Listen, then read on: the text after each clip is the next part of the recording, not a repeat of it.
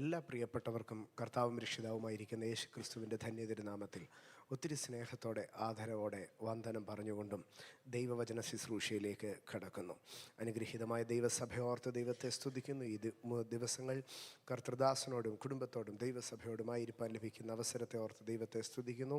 കർത്തൃദാസൻ pastor Sabu Cheriyan, Bright Abraham, അതുപോലെ അനുഗ്രഹീതമായി ആരാധനയുടെ ആത്മമണ്ഡലത്തിലേക്ക് നമ്മളെ കൈപിടിച്ച് കയറ്റുന്ന ശ്രേഷ്ഠ കർത്തൃദാസൻ, ആ കർത്തൃദാസനിൽ കൂടെ ഇവിടെ വെളിപ്പെടുന്ന ദൈവ സാന്നിധ്യമോർത്ത് ഞാൻ ദൈവത്തെ സ്തുതിക്കുന്നു.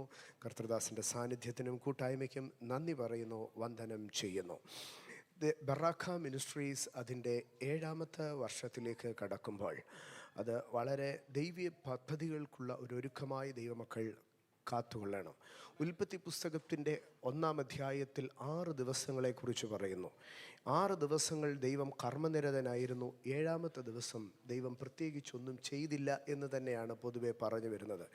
7ാമത്തെ ദിവസം ദൈവം ഒന്നും ചെയ്തില്ലെങ്കിൽ പിന്നെ 1-ാം അധ്യായത്തിൻ്റെ അവസാനത്തോട്ട് അതും കൂടെ അങ്ങ് ചേർത്ത് എഴുതിയാൽ പോരായിരുന്നോ? പോരാ. ആ ആദ്യത്തെ 6 ദിവസങ്ങളിൽ ചെയ്യുന്നതിനെക്കാട്ടിലും ഭയങ്കരമായ ഒരു പ്രവൃത്തി 2ാമത്തെ അധ്യായത്തിൽ ആരംഭിച്ചിട്ട് ഒരു പാരഗ്രാഫ് സെപ്പറേറ്റ് ചെയ്യുകയാണ്. എന്തിനു വേണ്ടി? 7ാമത്തെ ദിവസത്തിന് വേണ്ടി. 7ാമത്തെ ദിവസം ദൈവം പ്രവർത്തിക്കുകയായിരുന്നോ എന്ന് ചോദിച്ചാൽ സൃഷ്ടിക്കുകയായിരുന്നില്ല. ദൈവം ശുദ്ധീകരിച്ച് അനുഗ്രഹിച്ചു എന്ന് പറഞ്ഞു. എന്തിനു വേണ്ടിയാണ് ദൈവം ശുദ്ധീകരിച്ച് അനുഗ്രഹിച്ചത്? കാലങ്ങളിൽ ദൈവവും മനുഷ്യനുമായിട്ട് ഒരു ഫെലോഷിപ്പ് ഡേ ആയിട്ട് ദൈവം അത് മാറ്റിവെക്കുകയായിരുന്നു. 6 ദിവസം ക്രിയേഷൻ ഡേയ്സ് ആയിരുന്നെങ്കിൽ 7ാമത്തെ ദിവസം ഫെലോഷിപ്പ് ഡേ ആയിരുന്നു. ദൈവം മനുഷ്യനുമായി അടുത്തിടപഴകുന്ന ദിവസം. അങ്ങനെയെങ്കിൽ ഞാൻ വിശ്വസിക്കുകയാണ് 6 വർഷത്തെക്കാട്ടിലുപരി ഈ 7ാമത്തെ വർഷം ദൈവവുമായിട്ട് അടുത്തിടപഴകാൻ, ദൈവത്തെ പേഴ്സണലി കാണാൻ, അങ്ങനെയുള്ള ഒരു അനുഭവത്തിലേക്ക് കടക്കുവാൻ ഈ ദൈവസഭയ്ക്ക് 7ാമത്തെ ദിവസം, നിങ്ങൾ 6 വർഷം കഴിഞ്ഞെന്ന് പറയരുത്, ഇത് 7ാമത്തെ ദിവസമാണെന്ന് പ്രതീക്ഷിച്ച് ഈ ഒരു വർഷത്തിലേക്ക് പ്രതീക്ഷിക്കുകയും. ആമേൻ. വിശ്വസിച്ചാൽ നമുക്ക് ദൈവത്തിൻ്റെ മഹത്വം കാണാൻ കഴിയും. വിശ്വസിച്ചാൽ ദൈവത്തിൻ്റെ മഹത്വം കാണുവാൻ കഴിയും. ഇവിടെ നിന്ന് നിങ്ങൾ നോക്കാമെങ്കിൽ അബുദാബി സിറ്റിയുടെ ഒരു ലൈറ്റ്, ഒരു ഓറ നിങ്ങൾക്ക് ഇവിടെ നിന്ന് കാണാൻ കഴിയും. അതാണ് മഹത്വം, ഗ്ലോറി എന്ന് പറയുന്നത്. വിശ്വസിച്ചാൽ ദൈവത്തിൻ്റെ മഹത്വം കാണാൻ കഴിയും. പക്ഷേ ഹൃദയശുദ്ധിയുള്ളവർ ഭാഗ്യവാന്മാർ. അവർ ദൈവത്തിൻ്റെ ഓറയല്ല കാണുന്നത്, ദൈവത്തെ തന്നെ നേരിട്ട് കാണും. ഇന്ന് രാത്രി ഞാൻ പറയട്ടെ, നമ്മൾ ദൈവത്തിൻ്റെ മഹത്വം കണ്ട് ഒതുങ്ങിപ്പോകേണ്ടവരല്ല, ദൈവത്തെ തന്നെ നേരിട്ട് കാണേണ്ടവരാകുന്നു. കഴിഞ്ഞ രാത്രി കർത്തൃദാസൻ പറയുമ്പോൾ പറഞ്ഞു, ഫെയ്ത്ത് എല്ലാവർക്കുമുണ്ട്, ഫെയ്ത്ത്ഫുൾനെസ് ഉള്ളവരെയാണ് ദൈവം തിരയുന്നതെന്ന്. അതെ, ഞാൻ പറയട്ടെ, വിശ്വാസമുള്ളവർക്ക് ദൈവത്തിൻ്റെ മഹത്വത്തെ കാണാം. പക്ഷേ വിശ്വസ്തതയും വിശുദ്ധിയും പുലർത്തുവാൻ ആഗ്രഹിക്കുന്നവർക്ക് ദൈവത്തെ കാണാം. ഇന്ന് രാത്രി ഞാൻ പറയട്ടെ, ദൈവത്തിൻ്റെ മഹത്വത്തെ കാണുന്നതിനെക്കാട്ടിലുപരി ദൈവത്തെ കാണുവാൻ നമുക്ക് കൃപ ലഭിക്കുമാറാകട്ടെ. യെഹെസ്കേൽ പ്രവചനം 1-ാം അധ്യായം 20-ാം വാക്യം, 2-ാം അധ്യായം 2-ാം വാക്യം, 3-ാം അധ്യായം 14-ാം വാക്യം. ഇങ്ങനെ 3 വാക്യങ്ങളിൽ കൂടെയാണ് നമ്മൾ ഈ ദിവസങ്ങളിൽ സഞ്ചരിക്കുന്നത്. കഴിഞ്ഞ 2 സെഷനുകളിലായി നമ്മൾ 1-ാം അധ്യായം 20-ാം വാക്യം അല്ലെങ്കിൽ 12-ാം വാക്യം തന്നെ ധ്യാനിച്ചു കൊണ്ടിരിക്കുകയായിരുന്നു. അത് നമുക്ക് നൽകിയത് ഒരു ചെറിയ ദൂത് മാത്രമാണ്. എന്താണ് നമ്മളോട് പറഞ്ഞത്? Be a carrier of holy ghost. പരിശുദ്ധാത്മാവിന് പോകേണ്ട ഇടത്തൊക്കെ പോകുന്ന, പരിശുദ്ധാത്മാവിനെ അക്കമ്പനി ചെയ്യുന്ന, പരിശുദ്ധാത്മാവിനെ ഫോളോ ചെയ്യുന്ന, പരിശുദ്ധാത്മാവിനെ വഹിക്കുന്ന ഒരു വെഹിക്കിളായി, ഒരു കാരിയറായി നീ മാറുക. ആത്മാവിന് പോകേണ്ടുന്നിടത്തൊക്കെയും പോകുന്ന ഒരു ചക്രമായി, ഒരു ചാരിയറ്റായി നാം മാറുക എന്നുള്ളതായിരുന്നു ദൈവോദ്ദേശം എന്ന് നാം പഠിക്കുകയുണ്ടായി. ആത്മാവിന് പോകേണ്ട വിവിധ ഇടങ്ങളെ നാം പഠിക്കുകയുണ്ടായി. പ്രവാചകൻ പറയുകയാണ്, ആത്മാവ് എൻ്റെ മേൽ ആവസിക്കുന്നത് കൊണ്ട്, ഞാൻ ഒരു സ്പിരിറ്റ് കാരിയർ ആയിരിക്കുന്നത് കൊണ്ട് I have to set them free. ഇന്ന് രാത്രി ഞാൻ പറയട്ടെ, ഒരു സമൂഹത്തെ ഫ്രീ ആക്കുവാൻ, ഒരു സമൂഹത്തെ സ്വാതന്ത്ര്യത്തിലേക്ക് നയിക്കുവാൻ, ഒരു സമൂഹത്തിന് ലിബർട്ടി എന്താണെന്ന് കാണിച്ചു കൊടുക്കുവാൻ ഒരു നിയോഗമാണ് ദൈവത്തിൻ്റെ ആത്മാവ് നമ്മുടെ മേൽ റെസ്റ്റ് ചെയ്യുക എന്നുള്ളത്. പരിശുദ്ധാത്മാവ് നമ്മുടെ മേൽ റെസ്റ്റ് ചെയ്യട്ടെ, നമുക്ക് റെസ്റ്റ്ലെസ്സായി കർത്താവിൻ്റെ വേല ചെയ്യാം. ഹല്ലേലൂയ. ഇന്ന് നമ്മൾ അതിൻ്റെ 2-ാം ഭാഗത്തിലേക്ക് കടക്കുകയാണ്. 2-ാം അധ്യായം 2-ാം വാക്യത്തിലേക്ക് നമുക്ക് കടന്നു വരാം. ഒരുമിച്ച് നമുക്ക് ചേർന്നത് വായിക്കാം. യെഹെസ്കേൽ പ്രവചനം 2-ാം അധ്യായം അതിൻ്റെ 2-ാം വാക്യം നമുക്ക് ഒന്ന് വായിക്കാം.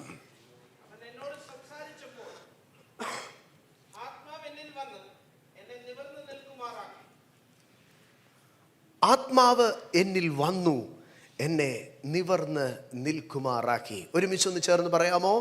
ആത്മാവ് എന്നിൽ വന്നു, എന്നെ നിവർന്ന് നിൽക്കുമാറാക്കി.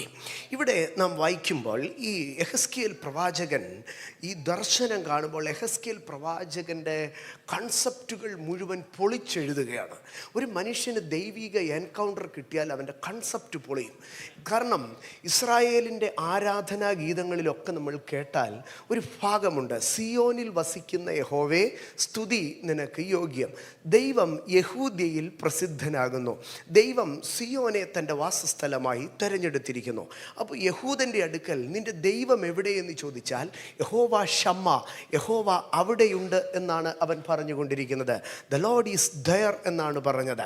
ആകയാൽ ഈ യെഹെസ്കേൽ പ്രവാചകൻ ദൈവാലയം വിട്ട് പിക്ചർ ഒന്ന് എടുക്കണേ, സോളമൻസ് ടെമ്പിൾ, ദൈവാലയം വിട്ട് 13 വയസ്സ് വരെ വളർത്തപ്പെട്ട ശലോമോൻ്റെ ദൈവാലയം നീണ്ട ദശാബ്ദത്തോളം കാലങ്ങൾ കൊണ്ട് പണിതെടുത്ത, അതിൻ്റെ തൊട്ടിപ്പുറത്തെ പിക്ചർ, പണിതെടുത്ത മനോഹരമായിരിക്കുന്ന ഈ ദൈവാലയത്തിൽ വളർന്ന, ഈ ദൈവാലയത്തിൻ്റെ ചുറ്റുവട്ടത്തിൽ വളർന്ന ഈ യെഹെസ്കേൽ പ്രവാചകൻ്റെ മനസ്സിനകത്തൊരു അറിവുണ്ട്. ഈ കൂടാരവാതിലിൽ കൂടെ 7-ാം മാസം 10-ാം തീയതി മഹാപുരോഹിതൻ രക്തവുമായി അകത്ത് കടന്നു പോകുമ്പോൾ അതിനകത്തൊരു കൃപാസനമുണ്ട്. ആ കൃപാസനത്തിന് മീതെ വിരിഞ്ഞിരിക്കുന്ന കെരൂബുകളുടെ ചിറകുകൾക്കകത്ത് ദൈവത്തിൻ്റെ തേജസ്സുണ്ട്. The Lord dwells in this temple. ദൈവം ഈ ആലയത്തിലുണ്ട് എന്നാണ് യെഹെസ്കേൽ പ്രവാചകൻ കേട്ടറിഞ്ഞിരുന്നത്. എന്നാൽ യെഹെസ്കേൽ പ്രവാചകൻ പ്രവാസത്തിൻ്റെ 5-ാം ആണ്ടിലേക്ക് വരുമ്പോൾ, ആലയം തകർക്കപ്പെടുന്ന കാലത്തിലേക്ക് വരുമ്പോൾ, യെഹെസ്കേൽ പ്രവാചകൻ്റെ മനസ്സിനകത്തൊരു ചോദ്യം ഉടലെടുക്കുകയാണ്. ഞാൻ ദൈവത്തിൽ നിന്ന് അകന്നുപോയല്ലോ. ദൈവം ഇന്ന് യെരൂശലേമിലാണ്. I cannot see God, I cannot meet him.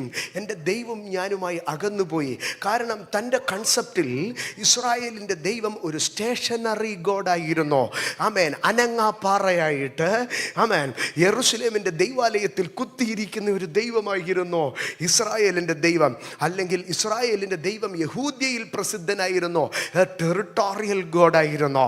അങ്ങനെ ഇരിക്കുകയാണ് ബാബേൽ നദിയുടെ തീരത്തിരിക്കുമ്പോൾ, ആമേൻ, യെഹെസ്കേൽ പ്രവചനം 1-ാം അധ്യായം അതിൻ്റെ 28-ാം വാക്യത്തിലേക്ക് വരുമ്പോൾ, ആമേൻ, കെബാർ നദിയുടെ തീരത്തിരിക്കുന്ന യെഹെസ്കേൽ പ്രവാചകൻ പറയുകയാണ്, ഞാൻ കണ്ടു ദൈവത്തിൻ്റെ മഹത്വത്തിൻ്റെ പ്രത്യക്ഷത ഈ ബാബിലോണിൻ്റെ മണ്ണിൽ, ഈ കെബാർ നദീ തീരത്ത് ഞാൻ കണ്ടു ദൈവത്തിൻ്റെ മഹത്വത്തിൻ്റെ പ്രത്യക്ഷതയെ ഞാൻ കണ്ടു. അവിടെ യെഹെസ്കേൽ പ്രവാചകൻ ഒരു സത്യം തിരിച്ചറിഞ്ഞു. My God is not a territorial God, but he is a universal God. My God is not a stationary God, but my God is omnipresent God.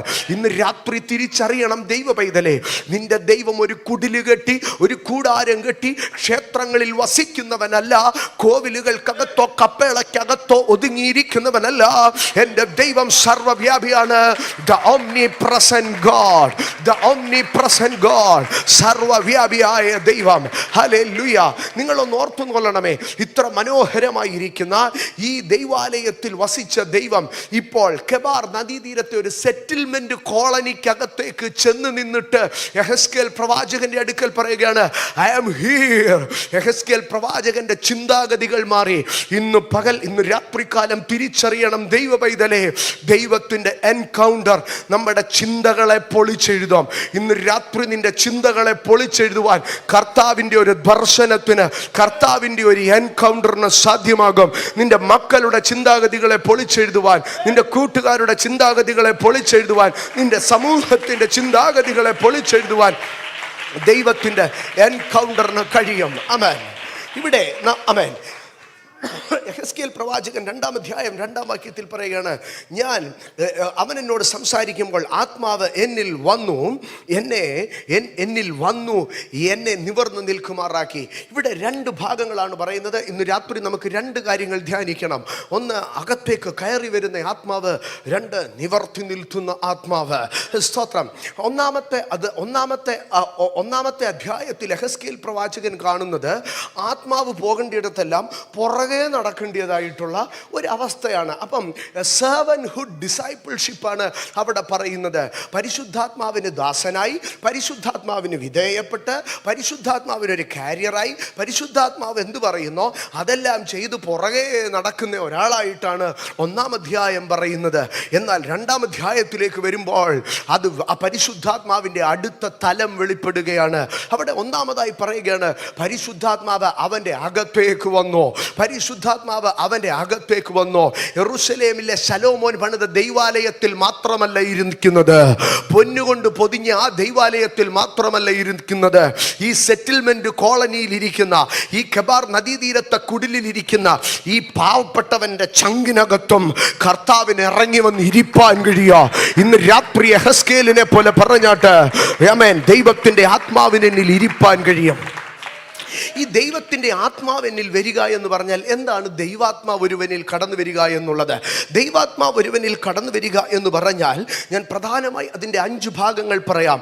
ഒരുവൻ്റെ അകത്തേക്ക് ദൈവത്തിൻ്റെ ആത്മാവ് കടന്നു വന്നാൽ ദൈവത്തിൻ്റെ ആത്മാവെന്ന് പറയാൻ കഴിയത്തില്ല, ദൈവം തന്നെയാണ് കടന്നു വരുന്നത്. ദൈവാത്മാവ് ഒരുവനിലേക്ക് കടന്നു വന്നാൽ ദൈവം തന്നെ കടന്നു വരികയാണ്. ഞാൻ വാക്യം പറയാം, 1 കൊരിന്ത്യർ 3:16, നിങ്ങളിൽ ദൈവത്തിൻ്റെ ആത്മാവ് വസിക്കുന്നുവെന്നും നിങ്ങൾ ദൈവത്തിൻ്റെ മന്ദിരമാകുന്നുവെന്നും അറിയുന്നില്ലയോ? അപ്പോൾ ഒരുവനിലേക്ക് ആത്മാവ് കടന്നു വന്നാൽ 5 കാര്യങ്ങൾ ഞാൻ വേഗത്തിൽ പറഞ്ഞു പോകാം. ഒരുവനിലേക്ക് ദൈവത്തിൻ്റെ ആത്മാവ് കടന്നു വന്നു കഴിഞ്ഞാൽ, ആത്മാവ് വന്നു കഴിഞ്ഞാൽ അവൻ്റെ അകത്തേക്ക് എന്താണ്? ദൈവം തന്നെയാണ് കടന്നു വരുന്നത്. ദൈവം കടന്നു വരുന്നു എന്ന് പറഞ്ഞാൽ അതിൻ്റെ 2-ാമത്തെ ഭാഗം ഞാൻ പറയും, അവൻ്റെ അകത്തേക്ക് യേശു കടന്നു വരികയാണ്. ദൈവം ഒരുവൻ്റെ അകത്തേക്ക്, പരിശുദ്ധാത്മാവ് ഒരുവൻ്റെ അകത്തേക്ക് വന്നാൽ ക്രിസ്തു അവനിലേക്ക് പ്രവേശിക്കുകയാണ്. 3-ാമതായി ഞാൻ പറയുമ്പോൾ പരിശുദ്ധാത്മാവ് തന്നെ അവനിലേക്ക് കടന്നു വരികയാണ്. ഒരുവനിൽ പരിശുദ്ധാത്മാവ് പ്രവേശിക്കുമ്പോൾ പിതാവും പുത്രനും പരിശുദ്ധാത്മാവുമാകുന്ന ത്രിയേക ദൈവം അവൻ്റെ അകത്തേക്ക് എൻ്റർ ചെയ്യുകയാണ്.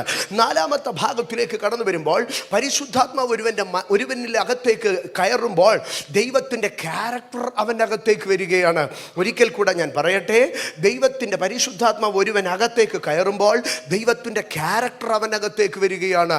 റോമാലേഖനം 5-ാം അധ്യായം 5-ാം വാക്യം, ദൈവത്തിൻ്റെ സ്നേഹം നിങ്ങൾക്ക് നൽകപ്പെട്ട പരിശുദ്ധാത്മാവിനാൽ നിങ്ങളുടെ ഉള്ളത്തിൽ പകർന്നിരിക്കുന്നു. ഇന്ന് രാത്രി തിരിച്ചറിയേണ്ട ഒരു സത്യമുണ്ട്, ദൈവത്തിൻ്റെ പരിശുദ്ധാത്മാവ് നമ്മളിലേക്ക് ഇറങ്ങി വരുമ്പോൾ ദൈവത്തിൻ്റെ ക്യാരക്ടർ, ദൈവത്തിൻ്റെ സ്നേഹം നമ്മളിലേക്ക് ഇറങ്ങി വരികയാണ്. അതുകൊണ്ടാണ് യോഹന്നാൻ അപ്പോസ്തലൻ പറഞ്ഞത്, ഒരുവൻ വെളിച്ചത്തിൽ നടക്കുന്നു എന്ന് പറഞ്ഞിട്ട് സഹോദരനെ പകയ്ക്കുന്നെങ്കിൽ പുള്ളി അല്പം ഉടായിപ്പ അല്ല, കള്ളനാണ് എന്നാ പറയുന്നത്. ആകയാൽ ഒരു മനുഷ്യൻ പരിശുദ്ധാത്മാവിനെ പ്രാപിക്കുമ്പോൾ ദൈവത്തിൻ്റെ സ്നേഹം അവനിലേക്ക് വരികയാണ്. എന്നാൽ ദൈവത്തിൻ്റെ സ്നേഹം മാത്രമല്ല പരിശുദ്ധാത്മാവിനാൽ അവൻ്റെ അകത്തേക്ക് ഇൻസ്റ്റോൾ ചെയ്യപ്പെടുന്നത്. കൊരിന്ത്യർക്ക് എഴുതിയ 2-ാം ലേഖനം 4-ാം അധ്യായം 7-ാം വാക്യത്തിലേക്ക് കടന്നു വരുമ്പോൾ അവിടെ പറയുകയാണ്, ഈ അത്യന്ത ശക്തി ഞങ്ങൾക്ക് സ്വന്തമല്ല, നിക്ഷേപം എത്രയെന്ന് വരേണ്ടതിന് ഇത് ഞങ്ങൾക്ക്, ഈ നിക്ഷേപം ഞങ്ങൾക്ക് ദാനം എത്രയെന്ന് വരേണ്ടതിന് ഈ നിക്ഷേപം ഞങ്ങൾക്ക് മൺപാത്രങ്ങളിൽ എത്ര പകർന്നിരിക്കുന്നത്. അപ്പോൾ അവിടെ ദൈവത്തിൻ്റെ പരിശുദ്ധാത്മാവ് ഒരു ശക്തിയായിട്ടാണ് ഇറങ്ങി വരുന്നത്. അതുകൊണ്ടാണ് അപ്പോസ്തല പ്രവൃത്തി 1:8 പറയുന്നത്, പരിശുദ്ധാത്മാവ് നിങ്ങളുടെ മേൽ വരുമ്പോൾ നിങ്ങൾ ശക്തി ലഭിക്കുന്നവരായി തീരും. ശ്രദ്ധിക്കണമേ, പരിശുദ്ധാത്മാവ് ഒരു മനുഷ്യൻ്റെ അകത്തേക്ക് കയറുമ്പോൾ തൃത്വത്തിൻ്റെ 3 തത്വങ്ങളും അവൻ്റെ അകത്തേക്ക് കയറുകയാണ്. പിതാവായ ദൈവം, പുത്രനായ ദൈവം, പരിശുദ്ധാത്മാവായ ദൈവം അവൻ്റെ അകത്തേക്ക് വന്ന് അവനൊരു ടെമ്പിളായി ട്രാൻസ്ഫോം ചെയ്യപ്പെടുകയാണ്. 4-ാമതായി അവനിലേക്ക് ദൈവിക സ്വഭാവം ഇംപ്ലിമെൻ്റ് ചെയ്യപ്പെടുകയാണ്. ഇന്ന് രാത്രി ഞാൻ എൻ്റെ സഹോദരങ്ങളോട് പറയട്ടെ, സ്വഭാവ രൂപീകരണം സംഭവിക്കുന്നത് പരിശുദ്ധാത്മാവിനാലാകുന്നു. പരിശുദ്ധാത്മാവിനാലാകുന്നു. ഞാനതിനെ വഴിയെ പറഞ്ഞു വരാം. 5-ാമതായി പറയുകയാണ്, പരിശുദ്ധാത്മാവിന് 2 തലങ്ങളുണ്ട്. ഒന്ന്, ഒരു പരിശുദ്ധാത്മാവിൻ്റെ സ്നേഹം, ഒരു ക്യാരക്ടർ തലമുണ്ട്. 2, പരിശുദ്ധാത്മാവിൻ്റെ ഒരു ശക്തിയുടെ തലമുണ്ട്. ഇതിനെ നാം ശ്രദ്ധിക്കണമെങ്കിൽ ഹോരേബിൻ്റെ പർവ്വതത്തിങ്കിലേക്ക് കടന്നു ചെല്ലുമ്പോൾ മോശ കണ്ട പുൽപ്പടർപ്പിലെത്തി. ആ തീക്ക് 2 ഗുണങ്ങളുണ്ട്. എന്താണ്? ആ തീ അണഞ്ഞു പോകത്തില്ല. ആ തീയെ കണ്ട മോശ ഭയപ്പെട്ടു. That was powerful. ആ തീ ശക്തിയുള്ളതായിരുന്നു. പക്ഷെ ആ മുൾപ്പടർപ്പ് കത്തിയത് എവിടാ? ആ തീ കത്തിയത് എവിടാ? മുൾപ്പടർപ്പിൽ. അത്ര നേരം കത്തിയിട്ടു ഈ മുൾപ്പടർപ്പ് വെന്തുപോയോ? ഇല്ല. ഇന്ന് രാത്രികാലം ഞാൻ പറയും, അത് ആ തീയുടെ സ്നേഹമായിരുന്നു. ഇത്ര കാലം ഈ തീ ഇറങ്ങിയിട്ടും ഈ മുൾപ്പടർപ്പ് കത്താതെ ഇന്നിവിടെ നിൽക്കുന്നതിൻ്റെ കാരണം ദൈവത്തിൻ്റെ സ്നേഹമാണ്, ദൈവത്തിൻ്റെ കരുണയാണ്, ദൈവത്തിൻ്റെ മനസ്സലിവാണ്. യെസ്, മുൾപ്പടർപ്പിനകത്ത് തീ ഇറങ്ങിയപ്പോൾ പുറത്തു നിന്നവർക്ക് ഭയം. പക്ഷെ മുൾപ്പടർപ്പ് പറയാ, ഇത്ര സ്നേഹമുള്ള ഒരു തീയെ എൻ്റെ ആയുസ്സിൽ ഞങ്ങളുടെ കുടുംബത്തിൽ ഒരാളും കണ്ടിട്ടില്ല. ഞങ്ങളുടെ കുടുംബത്തിൽ പലരുടെ അടുത്തൂടെ തീ പോയപ്പോഴത്തേക്ക് അത് കരിഞ്ഞുപോയി. പക്ഷേ ഈ എൻ്റെ മേലൊരു തീ ഇറങ്ങി. ആ തീ സ്നേഹമായിരുന്നോ? ഹോരേബിലെ മുൾപ്പടർപ്പിന് പറയാനൊരു സാക്ഷ്യമുണ്ട്. എന്താണ്? എൻ്റെ മേലിറങ്ങിയ തീ സ്നേഹത്തിൻ്റെ തീയായിരുന്നു. പക്ഷെ മോശയുടെ അടുക്കൽ ചെന്ന് ഹോരേബിലെ തീ എന്ന് ചോദിച്ചപ്പോൾ അപ്പോ ഞാൻ പേടിച്ചു പോയി, ഞാൻ ചെരുപ്പൂരി മാറി നിന്നു. That was so fearful fire.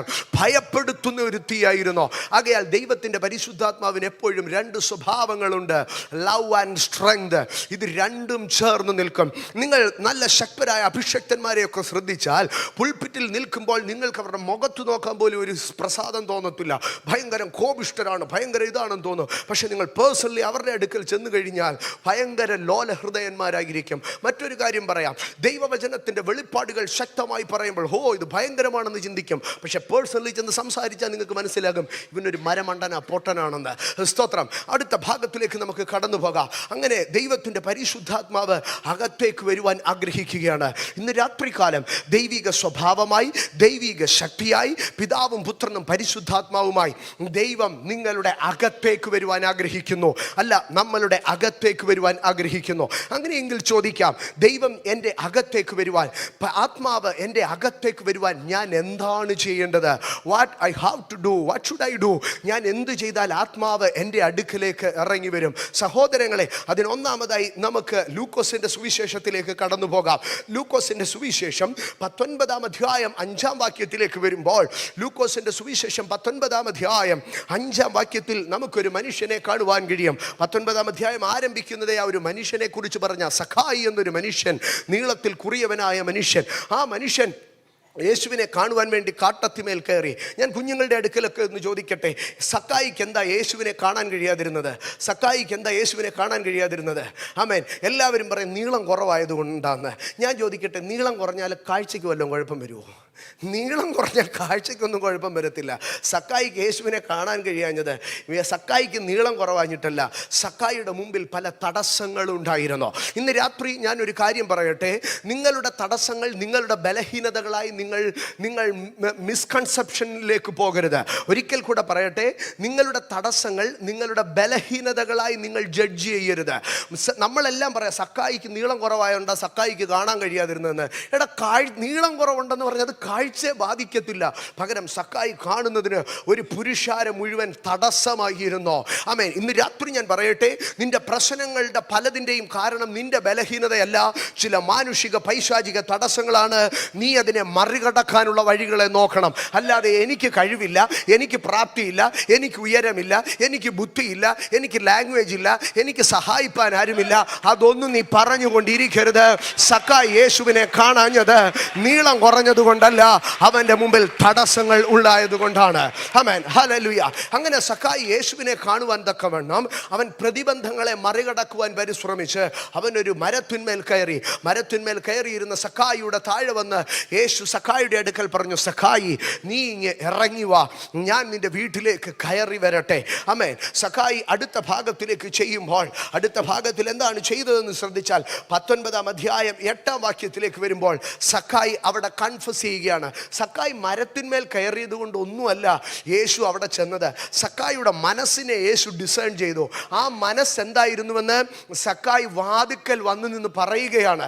എല്ലാവരും പറഞ്ഞു യേശു പാപിയായ ഒരു മനുഷ്യൻ്റെ കൂടെ പോയെന്ന്. പക്ഷെ സക്കായിയുടെ മനസ്സ് പാപത്തിൻ്റെ മനസ്സായിരുന്നില്ല, ആ ഒരു റെപ്പൻഡൻസിൻ്റെ, ഒരു അനുതാപത്തിൻ്റെ മനസ്സായിരുന്നു.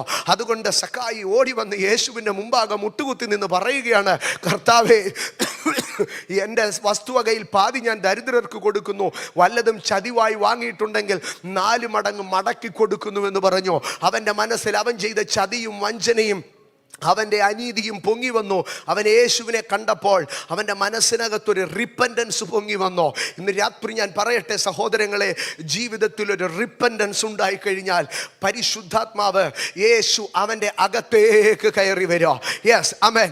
റിപ്പൻറ്റൻസ് ഉണ്ടെങ്കിൽ മാത്രമേ ഒരു മനുഷ്യന് തൻ്റെ ജീവിതത്തിലെ തെറ്റുകളെ ഗ്രഹിക്കുന്നവൻ മറഞ്ഞിരിക്കുന്ന തെറ്റുകളെ പോക്കി എന്നെ ശുദ്ധീകരിക്കണമേ, സ്വമേധ പാപങ്ങളെ എന്നിൽ നിന്ന് അകറ്റണമേ. രണ്ട് വിധമായ പാപങ്ങളുണ്ട്, മറഞ്ഞിരിക്കുന്നതുണ്ട്.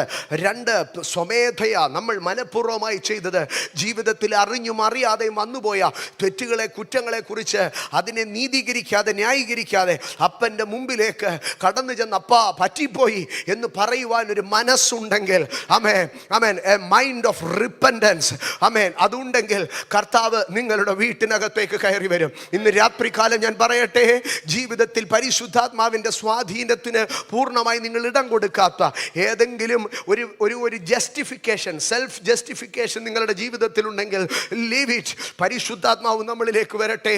നമ്മളൊന്നുമല്ല എന്ന് ദൈവത്തിൻ്റെ സന്നിധിയിൽ സമർപ്പിച്ച് എവിടെ മാനസാന്തരപ്പെടണമോ, എവിടെ താഴണമോ, എവിടെ റീകൺസൈൽ ചെയ്യപ്പെടണമോ അവിടെ നമുക്ക് കർത്താവിൻ്റെ അടുക്കലേക്ക് കടന്നു വരാം സഹോദരങ്ങളെ. ഇനിയും അടുത്തതായിട്ട് യേശു അവൻ്റെ വീട്ടിലേക്ക് കയറി ചെല്ലുകയാണ്. യേശു ഒരു വീട്ടിലേക്ക് കടന്നു ചെന്നു എന്ന് പറഞ്ഞാൽ എന്താണ് അതിൻ്റെ അനദർ മീനിങ്? 19-ാം അധ്യായം 9-ാം വാക്യത്തിലേക്ക് വരുമ്പോൾ അവിടെ പറയുകയാണ്, യേശു അവനോട്, ആമേൻ, ഇവനും അബ്രഹാമിൻ്റെ മകനാകയാൽ ഇന്ന് ഈ വീട്ടിൽ യേശു വന്നു എന്നല്ല എഴുതിയിരിക്കുന്നത്, ഈ വീട്ടിന് രക്ഷ വന്നു എന്നാണ് എഴുതിയിരിക്കുന്നത്. അങ്ങനെയെങ്കിൽ ഇന്ന് രാത്രി ഞാൻ പറയും, Jesus is equal to salvation. യേശുവിന് വേറൊരു പേര് പറയാൻ കഴിയുമെങ്കിൽ അവൻ തൻ്റെ ജനത്തെ പാപങ്ങളിൽ നിന്ന് രക്ഷിപ്പാനിരിക്കൊണ്ട് രക്ഷിക്കുന്നവനാകൊണ്ട് രക്ഷകൻ എന്നർത്ഥമുള്ള യേശു എന്ന് പേർ വിളിക്കണം. യേശു പറയുകയാണ്, ഈ വീട്ടിലേക്ക് യേശു വന്നു എന്ന് പറ, ഈ വീട്ടിലേക്ക് രക്ഷ വന്നു എന്ന് പറ. ഇന്ന് രാത്രികാലം എന്നെ കേൾക്കുന്ന എൻ്റെ സഹോദരങ്ങളെ, എപ്പോൾ ഒരു മനുഷ്യൻ സാൽവേഷൻ പ്രാപിക്കുന്നുവോ അപ്പോൾ അവൻ യേശുവിനെ റിസീവ് ചെയ്യുകയാണ്. ഇന്ന് രാത്രികാലം ഞാൻ തിരിച്ചു പറയട്ടെ, എപ്പോൾ ഒരു മനുഷ്യൻ യേശുവിനെ സ്വീകരിക്കുന്നോ അപ്പോൾ അവൻ്റെ ലൈഫ് സേവ് ആവുകയാണ്. ആമേൻ. യേശുവിനെ എങ്ങനെയാണ് അവൻ സ്വീകരിക്കുന്നത്? Accept him as the Lord and saviour. ആമേൻ. യേശുവിനെ സ്വീകരിക്കുമ്പോൾ രണ്ടു വിധത്തിൽ സ്വീകരിക്കണം. ആമേൻ. പഴയ ഒരു മലയാളം പാട്ടുണ്ട്, രക്ഷക, യേശുവിനെ രക്ഷക. എൻ്റെ സഹോദരങ്ങളെ, യേശുവിനെ രക്ഷകനായിട്ട് എത്ര പേർക്ക് വേണമെങ്കിലും വിളിക്കാൻ കഴിയും. പക്ഷേ before accepting him as a saviour നമ്മൾ ചെയ്യേണ്ട ഒരു വിഷയം, accept him as the Lord and saviour. യേശുവിനെ കർത്താവും രക്ഷിതാവുമായി സ്വീകരിക്കുക. യേശുവിനെ കർത്താവും രക്ഷിതാവുമായി സ്വീകരിക്കുക. കർത്താവും രക്ഷിതാവുമായി സ്വീകരിക്കുക. അതുകൊണ്ടല്ലേ ആ മനുഷ്യൻ, ആമേൻ, രക്ഷയ്ക്കായി താൻ ഏറ്റുപറയുന്നതിന് മുമ്പേ യേശുവിനെ എന്താ വിളിക്കുന്നത്? കർത്താവേ എന്നാ വിളിക്കുന്നത്. 8-ാം വാക്യത്തിൽ സക്കായി ആദ്യം അവിടെ കൺഫസ് ചെയ്യുന്നത് എന്താണ്? സക്കായി ആദ്യം അവിടെ കൺഫസ് ചെയ്യുന്നത് യു ആർ ലോർഡ്, നീ കർത്താവാകുന്നു എന്ന് പറഞ്ഞിട്ട് അടുത്തതായിട്ട് പറയുകയാണ്, ഞാൻ പാപം ചെയ്തു, save me from my sin. ഇന്ന് രാത്രികാലം എന്നെ കേൾക്കുന്നവരാരെങ്കിലും ഹൃദയത്തിൻ്റെ ആഴത്തിൽ നിന്ന് യേശുവിനെ കർത്താവും രക്ഷിതാവുമായി സ്വീകരിച്ചിട്ടില്ലെങ്കിൽ ഇന്ന് രാത്രികാലം നിങ്ങളുടെ വായ് തുറന്ന് യേശുവിൻ്റെ പൊന്നുമുഖത്തേക്ക് നോക്കി വായ് തുറന്ന് പറയണം, കർത്താവായ യേശുവേ, യേശുവേ, ഞാൻ അങ്ങേ കർത്താവും രക്ഷിതാവുമായി സ്വീകരിക്കുന്നു. ലോകരക്ഷകനായിട്ടല്ല, എൻ്റെ രക്ഷകനായി, എൻ്റെ കുടുംബത്തിൻ്റെ രക്ഷകനായി, എൻ്റെ രക്ഷകനായി ഞാൻ അങ്ങേ സ്വീകരിക്കുന്നു എന്ന് പറയുക. അങ്ങനെ ഒരു മനുഷ്യൻ യേശുവിൻ്റെ അടുക്കൽ ഏറ്റുപറയുമ്പോൾ യേശു അവൻ്റെ വീട്ടിലേക്ക് കയറി വരികയാണ്. ആത്മാവ് അവൻ്റെ അടുക്കലേക്ക് കയറി വരികയാണ്. വെളിപ്പാട് പുസ്തകം 3:20 അതാണ് പറയുന്നത്, ഇതാ ഞാൻ വാതിൽക്കൽ നിന്ന് മുട്ടുന്നു, ആരെങ്കിലും എൻ്റെ ശബ്ദം കേട്ടാൽ, ആരെങ്കിലും എൻ്റെ ശബ്ദം കേട്ടാൽ ഞാൻ അവൻ്റെ അടുക്കലേക്ക് വരുമോ, ഞാൻ അവൻ്റെ അകത്തേക്ക് കയറി വരുമോ, അവൻ എന്നോടും ഞാൻ അവനോടും കൂടെ ഇരുന്ന് ഒരുമിച്ച് ഞങ്ങളൊരു ഫെലോഷിപ്പ് ആരംഭിക്കും. ഇന്ന് രാത്രികാലം നിങ്ങളുടെ ഡോറിൽ ഒരു നോക്കിംഗ് സൗണ്ട് കേൾക്കുന്നുണ്ടോ? ആമേൻ. അടഞ്ഞു കിടക്കുന്ന വാതിലുകൾ, നിങ്ങൾക്ക് തുറക്കാൻ കഴിയാത്ത വാതിലുകൾ, യേശു അത് തുറന്നു തരികയാണ്. എൻ്റെ സഹോദരങ്ങളെ, ഞാൻ മുൻപേ പറഞ്ഞല്ലോ, ഒരു മനുഷ്യൻ്റെ ജീവിതത്തിലെ സ്വഭാവം യേശു കടന്നു വരുമ്പോഴാണ് രൂപീകരിക്കപ്പെടുന്നത്. യേശുവാണ് ഒരു മനുഷ്യൻ്റെ സാങ്ക്ടിറ്റിയെ നൽകുന്നത്. ഞാനതിനൊരു വാക്യം പറയാം. 2 കൊരിന്ത്യർ 1:12 പലപ്പോഴും നമ്മൾ വായിച്ചിട്ടുള്ള വേദഭാഗമാണ്. പക്ഷേ നിങ്ങളിൽ എത്ര പേർ അതിനെ അങ്ങനെ ഉൾക്കൊണ്ടിട്ടുണ്ടെന്ന് എനിക്കറിയത്തില്ല. 2 കൊരിന്ത്യർ 1:12 അവിടെ പറയുകയാണ്, ഞങ്ങൾ ലോകത്തിൽ വിശേഷാൽ നിങ്ങളോട് ജഡജ്ഞാനത്തിലല്ല ദൈവകൃപയിലത്രേ. അടുത്ത ഭാഗം ഒരുമിച്ചൊന്ന് പറഞ്ഞേ, ദൈവം നൽകുന്ന വിശുദ്ധിയിലും നിർമ്മലതയിലും പെരുമാറിയിരിക്കുന്നു. കണ്ടോ, പെരുമാറ്റത്തെ മാറ്റുന്ന ഒരു സാങ്ക്ടിറ്റി ദൈവം നൽകുന്നു.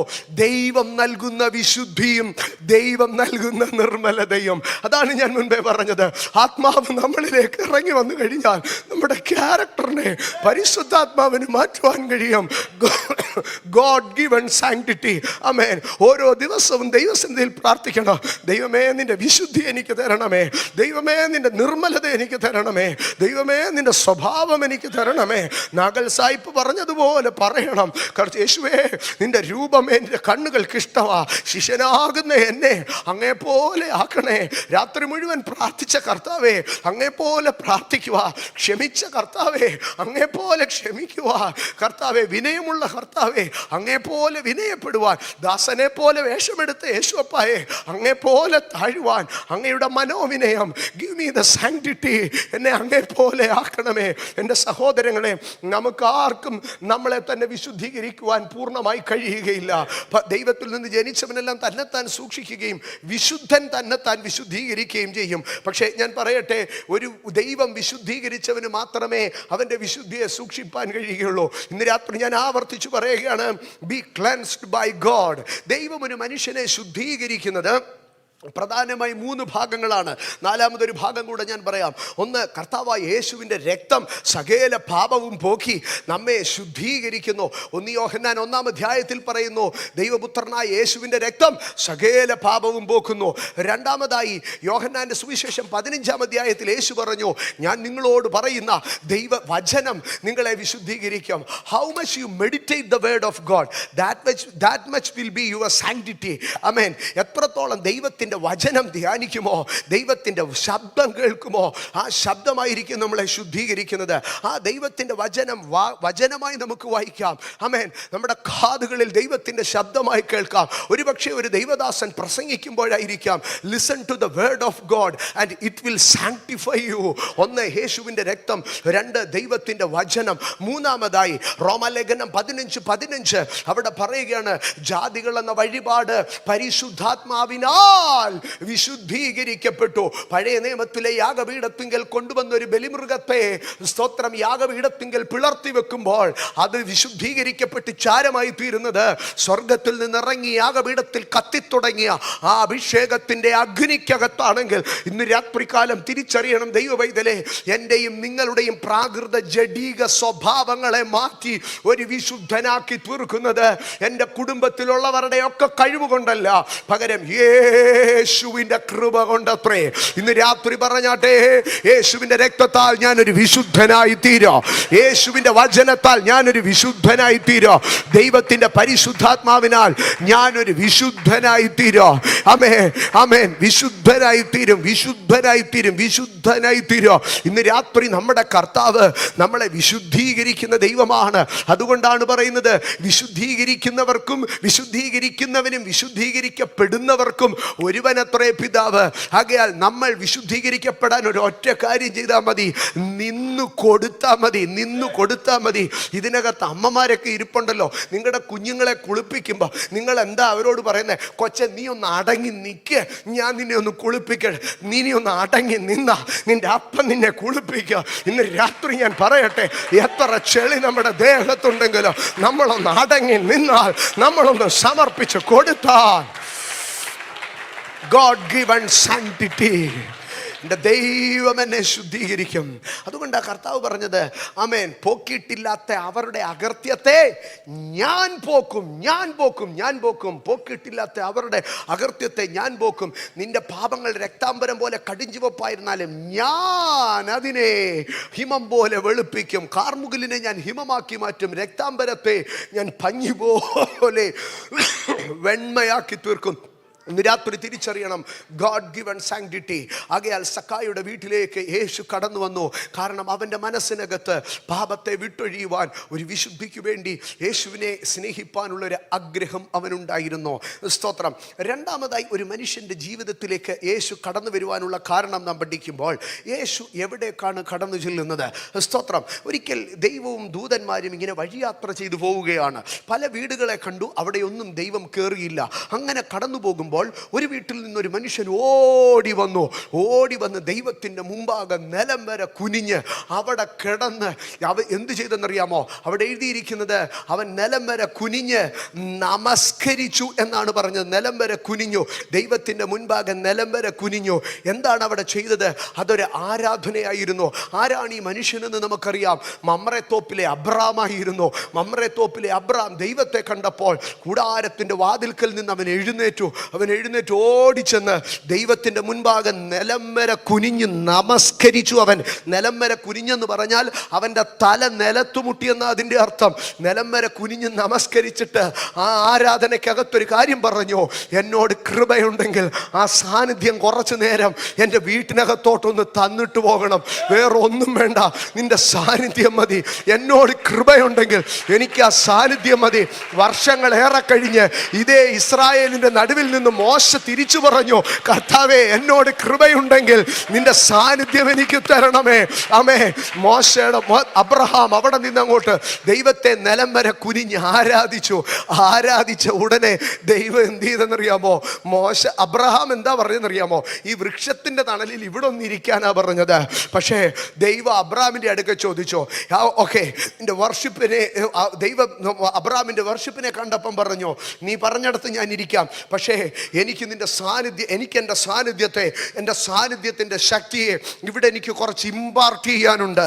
ഇവിടെ എനിക്ക് എൻ്റെ പ്രവൃത്തി വെളിപ്പെടുത്താനുണ്ട്. നിന്റെ കൂടാരത്തിൻ്റെ വാതിൽ തുറക്ക്, ഞാൻ അങ്ങോട്ട് കയറി വരട്ടെ. നിന്റെ ഭാര്യ സാറായെ വിളിക്ക്, എനിക്ക് നിന്റെ വീട്ടിനകത്തേക്ക് കയറി വരണം. ഇന്ന് രാത്രി ഞാൻ പറയട്ടെ സഹോദരങ്ങളെ, ആരാധിക്കുന്നവൻ്റെ വീട്ടിലേക്ക് ദൈവത്തിൻ്റെ സാന്നിധ്യം കയറി വരും. ആരാധിക്കുന്നവൻ്റെ വീട്ടിലേക്ക് ദൈവത്തിൻ്റെ വാഗ്ദത്തം കയറി വരും. ആരാധിക്കുന്നവൻ്റെ വീട്ടിലേക്ക് ദൈവത്തിൻ്റെ വിടുതൽ കയറി വരും. ആരാധിക്കുന്നവൻ്റെ വീട്ടിലേക്ക് ദൈവത്തിൻ്റെ മഹത്വം കയറി വരും. പ്രസംഗം അധികമായാൽ അധിക പ്രസംഗമാവും. ഏതൊരു കാര്യവും ഒരു ലിമിറ്റിലേ ആകാവൂ. പക്ഷെ ബൈബിളിൽ കവിഞ്ഞിരിക്കാൻ പറഞ്ഞ ഒരൊറ്റ വിഷയമേ ഉള്ളൂ, ലിമിറ്റില്ലാത്ത ഒരൊറ്റ വിഷയം: സ്തോത്രത്തിൽ കവിഞ്ഞിരിപ്പീൻ. ആമേൻ.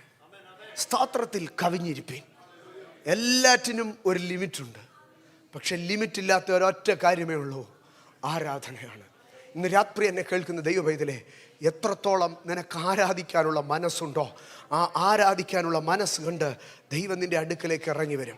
അപ്പോൾ ഒരു ചോദ്യം വരാം: അഭിഷേകം പ്രാപിച്ചു കഴിഞ്ഞ് പിന്നെ ഈ പറയുന്ന പോലെയൊക്കെ കിടന്ന് ആരാധിക്കേണ്ടി ഉണ്ടോയെന്ന്. എൻ്റെ സഹോദരങ്ങളെ, അല്ലെങ്കിൽ രക്ഷിക്കപ്പെട്ട് കഴിഞ്ഞാൽ പിന്നെ ഇങ്ങനെയൊക്കെ ആരാധിക്കേണ്ട കാര്യമുണ്ടോ? മനസ്സുകൊണ്ടൊക്കെ ദൈവത്തെ സ്വീകരിച്ചു, പിന്നെ ഇങ്ങനെയൊക്കെ അങ്ങ് കിടന്ന് ബഹളം വെക്കേണ്ട കാര്യമുണ്ടോ എന്ന്. എൻ്റെ സഹോദരങ്ങളെ, ലൂക്കോസിൻ്റെ സുവിശേഷം 7-ാം അധ്യായം, ബഥാന്യയിൽ കുഷ്ഠരോഗിയായ ശിമോൻ എന്നൊരു മനുഷ്യനുണ്ടായിരുന്നു. അവൻ്റെ വീട്ടിലേക്ക് യേശു കടന്നു ചെന്നു. യേശു അവിടെ കടന്നു ചെന്ന് പന്തിക്കിരുന്നു. യേശുവിൻ്റെ പുറകിലെ ഒരു സ്ത്രീ ചെന്നു. അവളുടെ കണ്ണുകൾ നിറഞ്ഞൊഴുകി. അവൾ ആ കണ്ണുനീര് കൊണ്ട് യേശുവിൻ്റെ കാല് നനച്ചു. അവളുടെ മുടിക്കത്തഴിച്ച് അവൾ യേശുവിൻ്റെ കാല് തുവർത്തി. അവൾ ഹിമാലയ സാനുക്കളിൽ നിന്ന് കൊണ്ടുപോയ സ്വച്ഛ ജടാമാംസി തൈലം പൊട്ടിച്ചൊഴിച്ച് അവിടെ മുഴുവൻ മണത്തെ അവിടെ വ്യാപരിക്കുവാൻ തുടങ്ങി. ശിമോൻ്റെ മനസ്സറിഞ്ഞിട്ട് യേശു ഒരു വാക്ക് പറഞ്ഞു: ശിമോനെ, നീ എന്നെ ക്ഷണിച്ചു, സത്യവാ, ഞാൻ നിൻ്റെ വീട്ടിൽ കയറി വന്നു, പക്ഷേ നീ എൻ്റെ കാലിന് വെള്ളം തന്നില്ല, നീ എൻ്റെ കാല് തുവർത്തിയില്ല. പക്ഷെ ഞാൻ വന്നപ്പം തുടങ്ങി ഇവളെൻ്റെ പുറകിൽ നിൽക്കുക. അവളുടെ കണ്ണിലെ ഓരോ തുള്ളി കണ്ണുനീരും എൻ്റെ കാലിൽ വീഴുന്നത് ഞാൻ സെൻസ് ചെയ്തുകൊണ്ടിരിക്കുക. അവളുടെ തല എൻ്റെ കാലയിൽ ഉരുമുന്നത്, അവളുടെ തലമുടി എൻ്റെ കാലയിൽ ഉരുമുന്നത് ഞാൻ സെൻസ് ചെയ്തുകൊണ്ടിരിക്കുക. ഇന്ന് രാത്രി ഞാൻ പറയട്ടെ, യേശുവിനെ റിസീവ് ചെയ്തോന്നുള്ളതല്ല വിഷയം, how you treat the holy spirit. നീ പരിശുദ്ധാത്മാവിനെ മേടിച്ചു, നീ യേശുവിനെ മേടിച്ചു, പക്ഷേ നീ പരിശുദ്ധാത്മാവിനെ, he is a gentle dove. He is a gentle dove. നമ്മൾ ഒറ്റ വാക്യത്തിൽ പറയും, പരിശുദ്ധാത്മാവിനെ ദുഃഖിപ്പിക്കരുത്. ഞാൻ ഏതായാലും പരിശുദ്ധാത്മാവിനെ ഒന്നും പറയാനും പോകുന്നില്ല, എടുക്കാനും പോകുന്നില്ല, ദുഃഖിപ്പിക്കാനും പോകുന്നില്ല. No, how you treat the holy spirit. പരിശുദ്ധാത്മാവിനെ നമ്മൾ, യേശു പറയാ, നീ എന്നെ വിളിച്ച് വീട്ടിൽ കയറ്റിയിരുത്തി, പക്ഷേ ദേ പുറയിലൊരുത്ത് നിൽക്കുന്നുണ്ടോ? അവളെൻ്റെ സാന്നിധ്യത്തിൽ തന്നെ നിൽക്കുക. അവളുടെ കണ്ണുനീർ എൻ്റെ കാലേ വീഴുക, അവളുടെ തലമുടി എൻ്റെ കാലയിൽ ഒരയുക. ഇന്ന് രാത്രി എന്നെ കേൾക്കുന്ന എൻ്റെ സഹോദരങ്ങളെ, ആരാധിക്കുന്നവനുമായിട്ടാണ് കർത്താവിനൊരു സാന്നിധ്യം. ഇന്ന് രാത്രി നിങ്ങൾ ചോദിക്കും, ഇതെങ്ങനെ സാധിക്കും? യോഹന്നാൻ്റെ സുവിശേഷം 4:24 അവിടെ പറയുകയാണ്, കർത്താവിനെ ആരാധിക്കുന്നവൻ ദൈവമാത്മാവാകുന്നു, അവനെ നമസ്കരിക്കുന്നവൻ ആത്മാവിലും സത്യത്തിലും ആരാധിക്കണം. എന്താണ് ഈ ആത്മാവിലും സത്യത്തിലും ആരാധിക്കുക എന്ന് പറയുന്നത്? സഹോദരങ്ങളെ, ഒരു മനുഷ്യൻ്റെ ജീവിതത്തിൽ 3 സംഗതികളുണ്ട്: ബോഡി, മൈൻഡ്, സോൾ അല്ലെങ്കിൽ സ്പിരിറ്റ്. ഇത് എന്തിനാണ് ഈ 3 ഘടകങ്ങൾ? ബോഡി നമുക്ക് ലോകത്തോട് ഇടപെടാനാണ്. ലോകത്തോടുള്ള നമ്മളുടെ എക്സ്പ്രഷൻ, അല്ലെ ലോകത്തോടുള്ള മീഡിയ, ലോകത്തോടുള്ള നമ്മുടെ മീഡിയയാണ് നമ്മുടെ ബോഡി. എന്നാൽ നമ്മളോട് സംസാരിക്കുന്ന ഒരാളുണ്ട്. 9:30 ആകുമ്പം പ്രസംഗം നിർത്തണം എന്ന് എന്നോട് പറയുന്ന ഒരാളുണ്ട്. അതാരാണ്? എൻ്റെ മൈൻഡ്. ഞാൻ ലോകത്തോട് സംസാരിക്കണമെങ്കിൽ എനിക്ക് ബോഡി വേണം.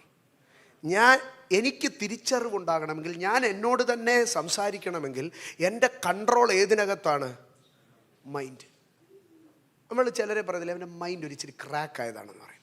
അപ്പോൾ അവനെ തന്നെ കൺട്രോൾ ചെയ്യാൻ കഴിയാത്ത അവസ്ഥയാണ്. അപ്പം നമ്മുടെ സെൽഫ് കൺട്രോളാണ് മൈൻഡ്. പക്ഷേ ഈ മൈൻഡ് കൊണ്ടും ബോഡി കൊണ്ടുമല്ല ദൈവവുമായി കണക്റ്റ് ആകുന്നത് എവിടെയാണെന്നറിയാമോ? ആത്മാവാണ്. ആമേൻ. നിങ്ങളുടെ ശരീരവും എൻ്റെ ശരീരവും തമ്മിലാണ് ബന്ധപ്പെടുന്നത്. അപ്പോൾ ആത്മാവും തമ്മിൽ ബന്ധപ്പെടണമെങ്കിൽ, അപ്പോൾ ചോദിക്കും, ഇതെല്ലാം എങ്ങനെയാണ് ഒരു കാര്യം സംഭവിക്കുന്നത്? ഞങ്ങൾ ഹോട്ടൽ അപ്പാർട്ട്മെൻറ്റ്, നിങ്ങളൊക്കെ ഹോട്ടൽ അപ്പാർട്ട്മെൻറ്റിൽ താമസിക്കുമല്ലോ, അല്ലെങ്കിൽ ഇൻ്റർകോമുള്ള നിങ്ങളുടെ ഓഫീസിലൊക്കെ ഇൻ്റർകോം ഫോണിൽ 9 അടിച്ചാൽ 8 അടിച്ചാൽ 7 അടിച്ചാൽ 66 അടിച്ചാൽ ഇതെവിടെ തന്നെ പോകും? അത് ആ ഓഫീസിനകത്ത് കിടക്കും.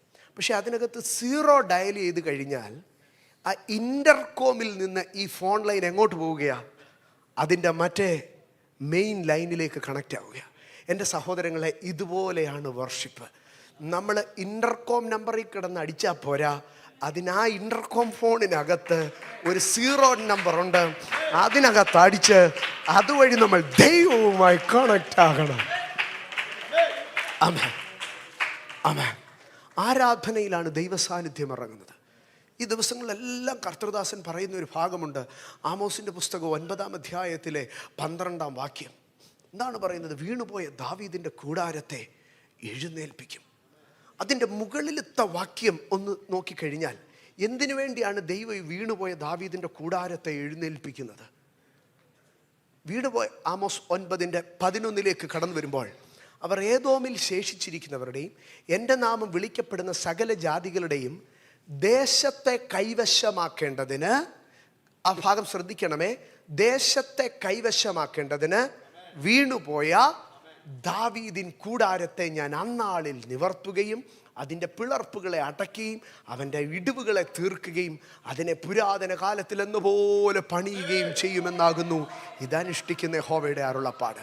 ഞാൻ പറയട്ടെ, ആരാധിക്കാത്തവനായുഷ്കാലം മുഴുവൻ ഇക്ഷ വരച്ചുകൊണ്ട് നടക്കത്തേ ഉള്ളൂ.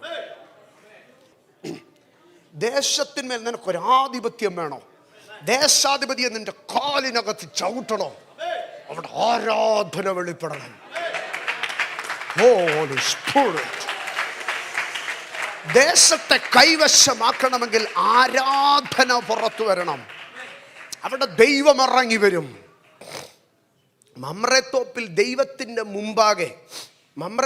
ദൈവത്തിൻ്റെ മുമ്പാകെ അബ്രഹാം നിലം വരെ കുനിഞ്ഞു. വർഷങ്ങൾ കഴിഞ്ഞു. ഈ സാറ മരിച്ചു കിടക്കുമ്പോൾ അബ്രഹാം വന്നിട്ട് പറഞ്ഞു, ആ മക്പേല എന്ന ഗുഹ എനിക്ക് വേണമെന്ന് പറഞ്ഞു. അവിടെ കൂടി നിന്നവർ മമ്രേത്തോപ്പ് എന്ന് പറഞ്ഞാൽ നമ്മൾ ഇന്ത്യക്ക് ഏതാണെന്ന്, മമ്രേത്തോപ്പ് എന്ന് പറഞ്ഞാൽ മമ്രയുടെ തോപ്പ്. അപ്പോൾ വാടകയ്ക്കാണ് പുള്ളിക്കാരൻ അവിടെ താമസിച്ചുകൊണ്ടിരുന്നത്. പുള്ളിക്കാരന് കല്ലറ പോലും സ്വന്തമായിട്ടില്ല. അപ്പോൾ അബ്രഹാം വന്നു നിന്നപ്പം അവർ പറയുക, നീ ഇവിടെ ദൈവത്തിൻ്റെ പ്രഭുവാ, നിനക്കിവിടെ ഏത് സ്ഥലം വേണമെങ്കിലും നീ അങ്ങ് എടുത്ത് അവിടെ കൊണ്ടുപോയി അങ്ങ് അടക്കിയാൽ പോരെ, ഞങ്ങളോട് വല്ലതും ചോദിക്കേണ്ട കാര്യമുണ്ടോ? അബ്രഹാം പറഞ്ഞു, അങ്ങനെ വേണ്ട, ഓസിനൊന്നും വേണ്ട, കാശ് തന്നു മേടിക്കാം. അങ്ങനെയാണെങ്കിൽ നമുക്ക് അങ്ങോട്ടും ഇങ്ങോട്ടൊന്നും വേണ്ട, ഒറ്റ വില, നീ വില പറഞ്ഞ് നീ അങ്ങ് എടുത്തു. ദേശം സ്വാധീനമായി. എന്താ കാരണം? അബ്രഹാമിൻ്റെ കൂടാരത്തിന് മുമ്പിലൊക്കെ അബ്രഹാം യാഗപീഠം ദൈവത്തിന് യാഗം കഴിക്കുമായിരുന്നു. ദൈവത്തിൻ്റെ സാന്നിധ്യത്തെ കണ്ടപ്പം നിലത്ത് വീണ് ആരാധിക്കുമായിരുന്നു. ഇന്ന് രാത്രി ഞാൻ ദൈവമക്കളോട് പറയട്ടെ, കഴിഞ്ഞ ദിവസങ്ങളൊക്കെ നിങ്ങൾ കണ്ടിന്യൂസ് കേട്ടുകൊണ്ടിരിക്കുകയാണ്, അതിനപ്പുറമായിട്ടൊന്നും പറയേണ്ട ആവശ്യമില്ല. എങ്കിലും ഈ വിഷയത്തോട് ചേർത്ത് ഞാൻ പറയട്ടെ, ദൈവിക ജയം നിങ്ങൾക്ക് ആസ്വദിക്കണമെങ്കിൽ, നിങ്ങളുടെ ജീവിതത്തിൽ ഒരു വീണുപോയ ദാവീദിന്റെ കൂടാരമുണ്ടെങ്കിൽ ദൈവത്താൽ അത് നിവർത്തപ്പെടുവാൻ, കർത്താവേ revive my worship, revive my worship, revive my worship, revive my worship, revive my worship, revive my worship, revive my worship. എൻ്റെ ആരാധനാ രീതിയെ മാറ്റണം, എൻ്റെ ആരാധനാ രീതിയെ. ഞാൻ നിങ്ങളെ ഒത്തിരി സ്നേഹിക്കുന്നു. കാരണം പലയിടങ്ങളിലും നമ്മൾ ആരാധനയ്ക്ക് ചെന്ന് കഴിഞ്ഞാൽ എന്തതിശയമേ ദൈവത്തിൻ സ്നേഹം എത്ര മനോഹരമേ, ഇങ്ങനത്തെ ഒത്തിരി ഇടങ്ങളിൽ കാണും. ഇനി ഒരിക്കലും ദൈവം ഈ ചർച്ചിലോട്ട് വരാൻ ഇടവരല്ലേ എന്ന് പറഞ്ഞ് നമ്മൾ അവിടുന്ന് സൈഡിൽ കിടന്നു പോകും. കാരണം ഈ ആരാധന എന്താ? കർത്താവേ, ഞങ്ങൾ 8 മണിക്ക് മീറ്റിംഗ് തുടങ്ങും, 9 മണിക്ക് മീറ്റിംഗ് നിർത്തും, വല്ലതും ചെയ്യാനുണ്ടെങ്കിൽ ഇതിനകത്ത് വന്ന് ചെയ്തിട്ട് പൊക്കോണം. യെസ്, 7:43 എന്നൊരു സമയമുണ്ടെങ്കിൽ മണിയടിക്കും, തമ്പുരാൻ്റെ കൗണ്ടർ ഞങ്ങൾ ക്ലോസ് ചെയ്യും. പിന്നെ ആരാധന വേണമെങ്കിൽ കർത്താവ് വേറെ ഏതെങ്കിലും ചർച്ചിൽ പൊക്കണം, ഞങ്ങളുടെ കൗണ്ടർ 7:40 വരെ കിട്ടത്തുള്ളൂ. നോ, എൻ്റെ സഹോദരങ്ങളെ, സെറാഫുകളും കെരൂബുകളും നിർത്താതെ ആരാധിക്കുന്ന ആരാധനയിൽ ഞാൻ എൻ്റെ ചർച്ചിൽ പറയും, ഇപ്പോൾ പിക്സൽ 8 എന്ന് പറഞ്ഞ്, ഞാൻ പെട്ടെന്ന് മുമ്പോട്ട് പോട്ടെ, പിക്സൽ 8 എന്ന് പറഞ്ഞൊരു ഫോൺ വന്നു. അതിൻ്റെ ഏറ്റവും വലിയൊരു ഇതെന്ന് പറഞ്ഞാൽ നോയിസ് കട്ടിംഗ് ആണ്. അതിൻ്റെ പരസ്യം നിങ്ങൾ കണ്ടു കാണും. ഊഞ്ഞാലിലിരുന്നൊരു കുഞ്ഞ് ആടുന്നു, അതിൻ്റെ കൂർക്കമരിയുടെ ശബ്ദം കേൾക്കുന്നു, ഊഞ്ഞാലിൻ്റെ ശബ്ദം കട്ട് ചെയ്യുന്നു. ഞാൻ അഡ്വർടൈസ്മെൻറ്റ് കണ്ടപ്പോൾ ഭയങ്കരമായൊരു കാര്യം എന്നെ ചിന്തിപ്പിച്ചു കേട്ടോ. ഒരു ഫോണിനകത്ത് ഈ ഫിൽറ്ററിങ് ഉണ്ടെങ്കിൽ ദൈവത്തെ ആരാധിക്കുന്ന സ്വർഗത്തിലേക്ക് ഇങ്ങനൊരു ഫിൽറ്റർ കാണും. നല്ല സ്തുതിയും സ്തോത്രവും ഒക്കെ സ്വർഗത്തിൽ ചെല്ലും, അല്ലാതെ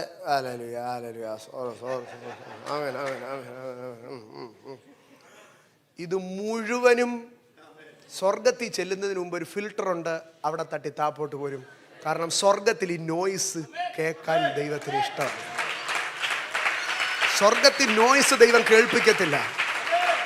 ഞാൻ പറയട്ടെ, പല വർഷിപ്പ് സൗണ്ടുകളും ഇന്ന് ഡെബ്രി ആയിട്ട് അറ്റ്മോസ്ഫിയറിൽ അലയുകയാ. ഹൃദയത്തിന്റെ ആഴത്തിൽ നിന്ന് ചങ്ക് തുറന്ന് ആത്മാവിൽ ആരാധിക്കുന്ന ആരാധന മതി എന്റെ ദൈവത്തിന്.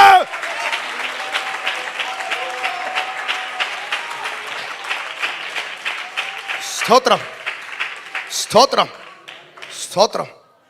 ആമേൻ. അങ്ങനെ ഓരോ പ്രാവശ്യം ആരാധിക്കാൻ വരുമ്പോഴും ഓർക്കണം, നോയിസ് കട്ടിങ്ങിൽ എൻ്റെ സൗണ്ട് പോകരുത്. നോയിസ് കട്ടിങ്ങിൽ എൻ്റെ സൗണ്ട് തട്ടിപ്പോകരുത്. ഇവിടെ നിന്ന് റും അടിച്ചാൽ അത് തട്ടിപ്പോകും. അത് ഒരെണ്ണം പോലും സ്വർഗത്തിൽ ചെല്ലത്തില്ല. ഇനി അബദ്ധവശാണ് സ്വർഗത്തിൽ ചെന്ന് കഴിഞ്ഞാൽ ദൂതന്മാർ ചോദിക്കും, ഇതാരട ഈ കറ ശബ്ദം? യെസ്, കാരണം ദൈവത്തിന് നോയിസ് വേണ്ട. തകർത്ത ഇടിനാദം പോലെ, പെരുവെള്ളത്തിന്റെ ഇരച്ചിൽ പോലെ, മഹാപുരുഷാരത്തിന്റെ ആരവം പോലെ. ഹല്ലേലൂയ. ആമേൻ, ആമേൻ. പണ്ടൊക്കെ ക്യാമ്പിന് പോകുമ്പോൾ നമ്മളെ ഇങ്ങനെ ശീലിപ്പിക്കുമായിരുന്നു. 1 finger, 2 finger, 3 finger, 4 finger, 5 finger. ആമേൻ. 1 ഫിംഗർ കൊണ്ട് അടിക്കുമ്പം ചാറ്റമഴയുടെ സൗണ്ട്, അത് കഴിയുമ്പോൾ ഇച്ചിരിയുടെ മഴയുടെ സൗണ്ട്. പോട്ടെ, അഭിഷേകമൊക്കെ നമുക്ക് വിടാം. പക്ഷേ അറിഞ്ഞുകൊള്ളണം, ദൈവത്തിൻ്റെ ആത്മാവ് എവിടെയൊക്കെ ഇറങ്ങി വരുന്നതെന്നറിയാമോ? ട്രൂ വർഷിപ്പേഴ്സിലേക്ക് ഇറങ്ങി വരുന്നത്. ആമേൻ. ആത്മാവ് അവനിൽ വന്നു. ഒരു ട്രൂ വർഷിപ്പറിൻ്റെ അകത്ത് ആത്മാവ് വരും. 1 റിപ്പൻറ്റൻസ്, 2 വർഷിപ്പ്.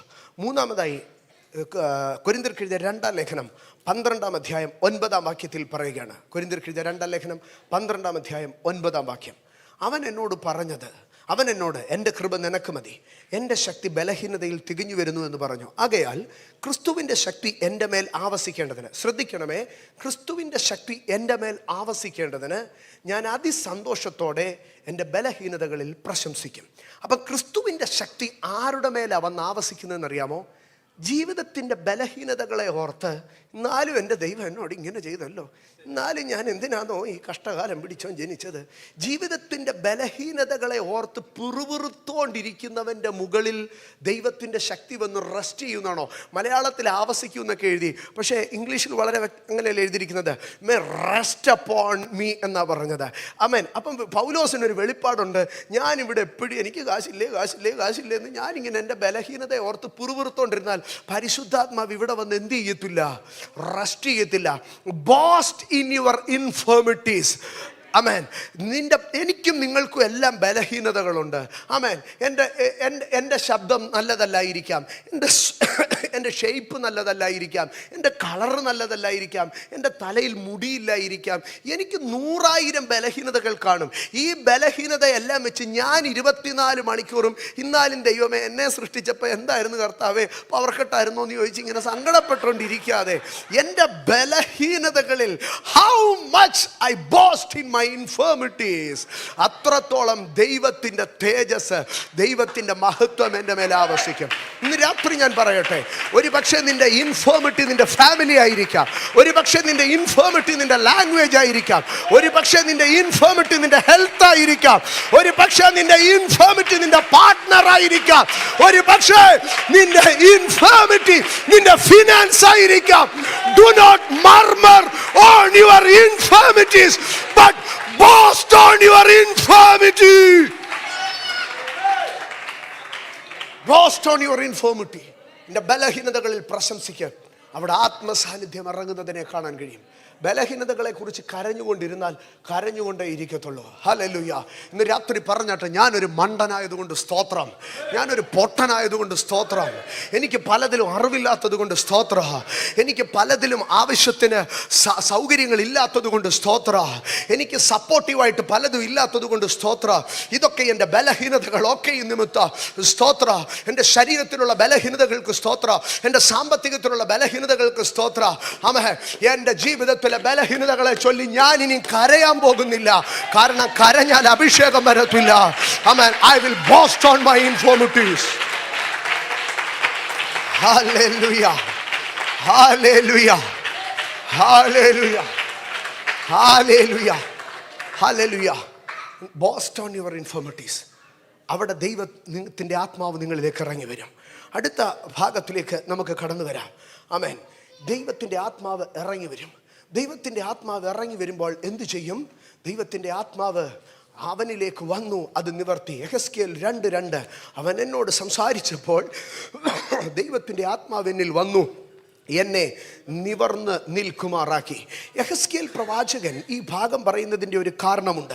മുൻപേ നാം കണ്ടല്ലോ ശലോമോൻ്റെ ദൈവാലയം. ശലോമോൻ്റെ ദൈവാലയത്തിൽ ആ ശലോമോൻ്റെ ദൈവാലയത്തിലേക്ക് നാം കടന്നു ചെല്ലുമ്പോൾ ഈ നിൽക്കുന്ന പുരോഹിതന്മാരിൽ ഒരുത്തനെ പോലെ ഈ യാഗപീഠത്തിൽ കയറി ശുശ്രൂഷ ചെയ്ത് ഈ യാഗപീഠത്തിൽ വേവുന്ന ഇറച്ചിയുടെ ഒരു ഭാഗമെടുത്ത് നമ്മുടെ ഇന്നത്തെ ഭാഷയിൽ പറഞ്ഞാൽ ഗ്രിൽഡോ ബാർബിക്യോ ചെയ്ത ആ തീക്കകത്ത് കനലിനകത്ത് വെന്ത ആ ചുട്ട ഇറച്ചി അതിൻ്റെ അപ്പുറത്ത് പോയിരുന്ന്, അതുകൊണ്ട് ആ പ്രാകാരത്തിൻ്റെ അപ്പുറത്ത് പോയിരുന്ന് കഴിച്ച് നല്ല സന്തോഷമായിട്ട് ഈ പഞ്ഞിനൂൽ കൊണ്ടുള്ള അങ്കി ധരിച്ചുകൊണ്ട്, ഈ പിക്ചർ ഒന്ന് കാണിക്കാമോ? ഈ പിക്ചർ പഞ്ഞിനൂൽ കൊണ്ടുള്ള അങ്കി ധരിച്ച്, അല്ലെങ്കിൽ കുറേ കാലം കഴിഞ്ഞ് മഹാപുരോഹിതനായി ഈ തലയിൽ വെച്ചിട്ടിരിക്കുന്നത് പൊന്നുകൊണ്ടുള്ള ഒരു കെട്ടാണ്. ഇത് രണ്ടും രത്നങ്ങളാണ്. ഇത് 12 രത്നമാണ്. ഇത് മുഴുവൻ പൊന്നുകൊണ്ടുള്ള മണികളും മാതളവുമാണ്. ഇങ്ങനെ കോടികൾ വിലയുള്ള വസ്ത്രം ധരിച്ച് ദൈവാലയത്തിനകത്ത് ശുശ്രൂഷിക്കണം. അല്ലെങ്കിൽ പഞ്ഞിനൂൽ കൊണ്ടുള്ള അങ്കി ധരിച്ച് തലയിലൊഴുകുന്ന തൈലം ഈ താടിയിൽ കൂടെ ഒഴുകി, ആമേൻ, വളരെ മനോഹരമായി ആ മുൻപേ നാം കണ്ട ദൈവാലയത്തിൻ്റെ ആ പോർട്ടിക്കോയിൽ, ആ പ്രാകാരത്തിൽ മനോഹരമായി നിന്ന് ശുശ്രൂഷിക്കേണ്ട മനുഷ്യനാണ്. പക്ഷെങ്കിൽ തൻ്റെ രാഷ്ട്രത്തിന് വന്ന തകർച്ച മുഖാന്തരമായിട്ട് ഈ മനുഷ്യൻ ഇപ്പോൾ എന്താണ്? തൻ്റെ സ്വപ്നങ്ങളെല്ലാം നഷ്ടപ്പെട്ടു. കഴിഞ്ഞ 2 സെഷനുകളിലും ഞാൻ പറഞ്ഞു, 13 വയസ്സ് വരെ ഈ ദൈവാലയത്തിൻ്റെ സൈഡിൽ ഈ ചുട്ട ഇറച്ചി തിന്നുകൊണ്ട് ജീവിച്ച കൊച്ചു കുഞ്ഞ ലേവ്യ പുരോഹിതന്മാർക്കൊരു അവകാശമുണ്ട്. അവരുടെ ആ ഇറച്ചി എടുത്ത് അവരുടെ മക്കൾക്ക് കൊണ്ട് കൊടുക്കാം. ആ മക്കൾ ആ ഇറച്ചി തിന്ന, ആ അപ്പം തിന്ന ദിവസവും ജീവിക്കുന്നത്. അവിടെ നിന്ന് പിടിക്കപ്പെട്ട് കൊണ്ടുപോയി ഒരു സെറ്റിൽമെൻറ്റ് കോളനിയിൽ ജീവിക്കുമ്പോൾ അന്ന് വരെ പൗരോഹിത്യത്തിൻ്റെതല്ലാത്ത ആമേൻ കിണ്ടിക്കിണ്ണങ്ങളെ കഴുകുന്നതല്ലാതെ അതിൻ്റെ കിണ്ണങ്ങളെയും അതിൻ്റെ ആലയത്തിൻ്റെ ഉപകരണങ്ങളെയും മുപ്പല്ലിയെയും കഴുകി തുടയ്ക്കുന്നതല്ലാതെ ചാരം വാരുന്നതല്ലാത്ത വേറെ ഒരു ശുശ്രൂഷയും ചെയ്തിട്ടില്ലാത്ത ഈ നല്ല യൗവനക്കാരൻ്റെ ജീവിതത്തിനകത്ത് സകലവും തകർന്നു എന്നൊരു തോന്നലാണ്. നഷ്ടബോധം അവനെ അലട്ടി. ആമേൻ. അവൻ്റെ പ്രതീക്ഷകളെല്ലാം ചീട്ടുകൊട്ടാരം പോലെ ഉടഞ്ഞു. അവൻ്റെ അപ്പൻ ഒരു പുരോഹിതനായിരുന്നു. അവനും ആ ഉടുപ്പെടുത്തിട്ട് ഒരു നാളിൽ അപ്പൻ്റെ വേഷമെടുത്ത് ഇവനിട്ട് തൈലമെടുത്ത് അഭിഷേകം ചെയ്ത് ഇവനും ഇതുപോലെ ഈ ആലയത്തിൽ നിന്ന് ചെയ്യുമെന്ന് ചിന്തിച്ചതാ. കൊച്ചു കുഞ്ഞല്ലേ, അപ്പനിങ്ങനെ അവൻ്റെ മഹാപുരോഹിതൻ ഇങ്ങനെ മുപ്പല്ലി കൊണ്ട് ഈ യാഗപീഠത്തിൽ ശുശ്രൂഷിക്കുമ്പോൾ ഇവൻ കൊതിച്ചിട്ടുണ്ട് അങ്ങനെ ചെയ്യാൻ. അവൻ്റെ ചേട്ടന്മാർ പോയി ആ വിളക്കിനകത്ത് എണ്ണ എടുത്ത് മാറ്റിക്കൊണ്ട് വരുമ്പോൾ ഇവൻ കൊതിച്ചിട്ടുണ്ട് അതൊന്ന് ചെയ്യാൻ. അവൻ അവിടെ നിന്നിങ്ങനെ എത്തി നോക്കിയിട്ടുണ്ട് ആ വിളക്കൊന്ന് കാണാൻ. അവനിങ്ങനെ മേശയിലേക്ക് 10 അപ്പവുമായിട്ടിങ്ങനെ പോകുന്നത് കാണുമ്പോൾ അവനിങ്ങനെ കൊതിച്ചിട്ടുണ്ട്. ആ കുന്തിരിക്ക എടുക്കുമ്പോൾ ആ മണമൊക്കെ ഇങ്ങനെ വരുന്നത് അവനിങ്ങനെ ഹായിന്ന് മണത്തിട്ടുണ്ട്. അങ്ങനെ വളർന്നു വന്ന കൊച്ചു ചെറുക്കൻ ഇപ്പോൾ ഒരു യൗവനക്കാരനായപ്പോൾ സകല പ്രതീക്ഷയും നഷ്ടപ്പെട്ട് നഷ്ടബോധത്തിൻ്റെ കിരാത വേദനയിൽ അവനൊരു സെറ്റിൽമെന്റ് കോളനിയിൽ നിൽക്കുകയാ. ഏത് മനുഷ്യൻ്റെയും നടു വളയത്തില്ലേ, ഏത് മനുഷ്യൻ്റെയും തല വളയത്തില്ലേ. ജീവിതത്തിൻ്റെ സ്വപ്നങ്ങൾ തകരുമ്പോൾ മനുഷ്യൻ്റെ തലകുനിയും. പക്ഷേ ആത്മാവ് വന്നു യെഹെസ്കേലിനെ നിവർത്തി നിർത്തി.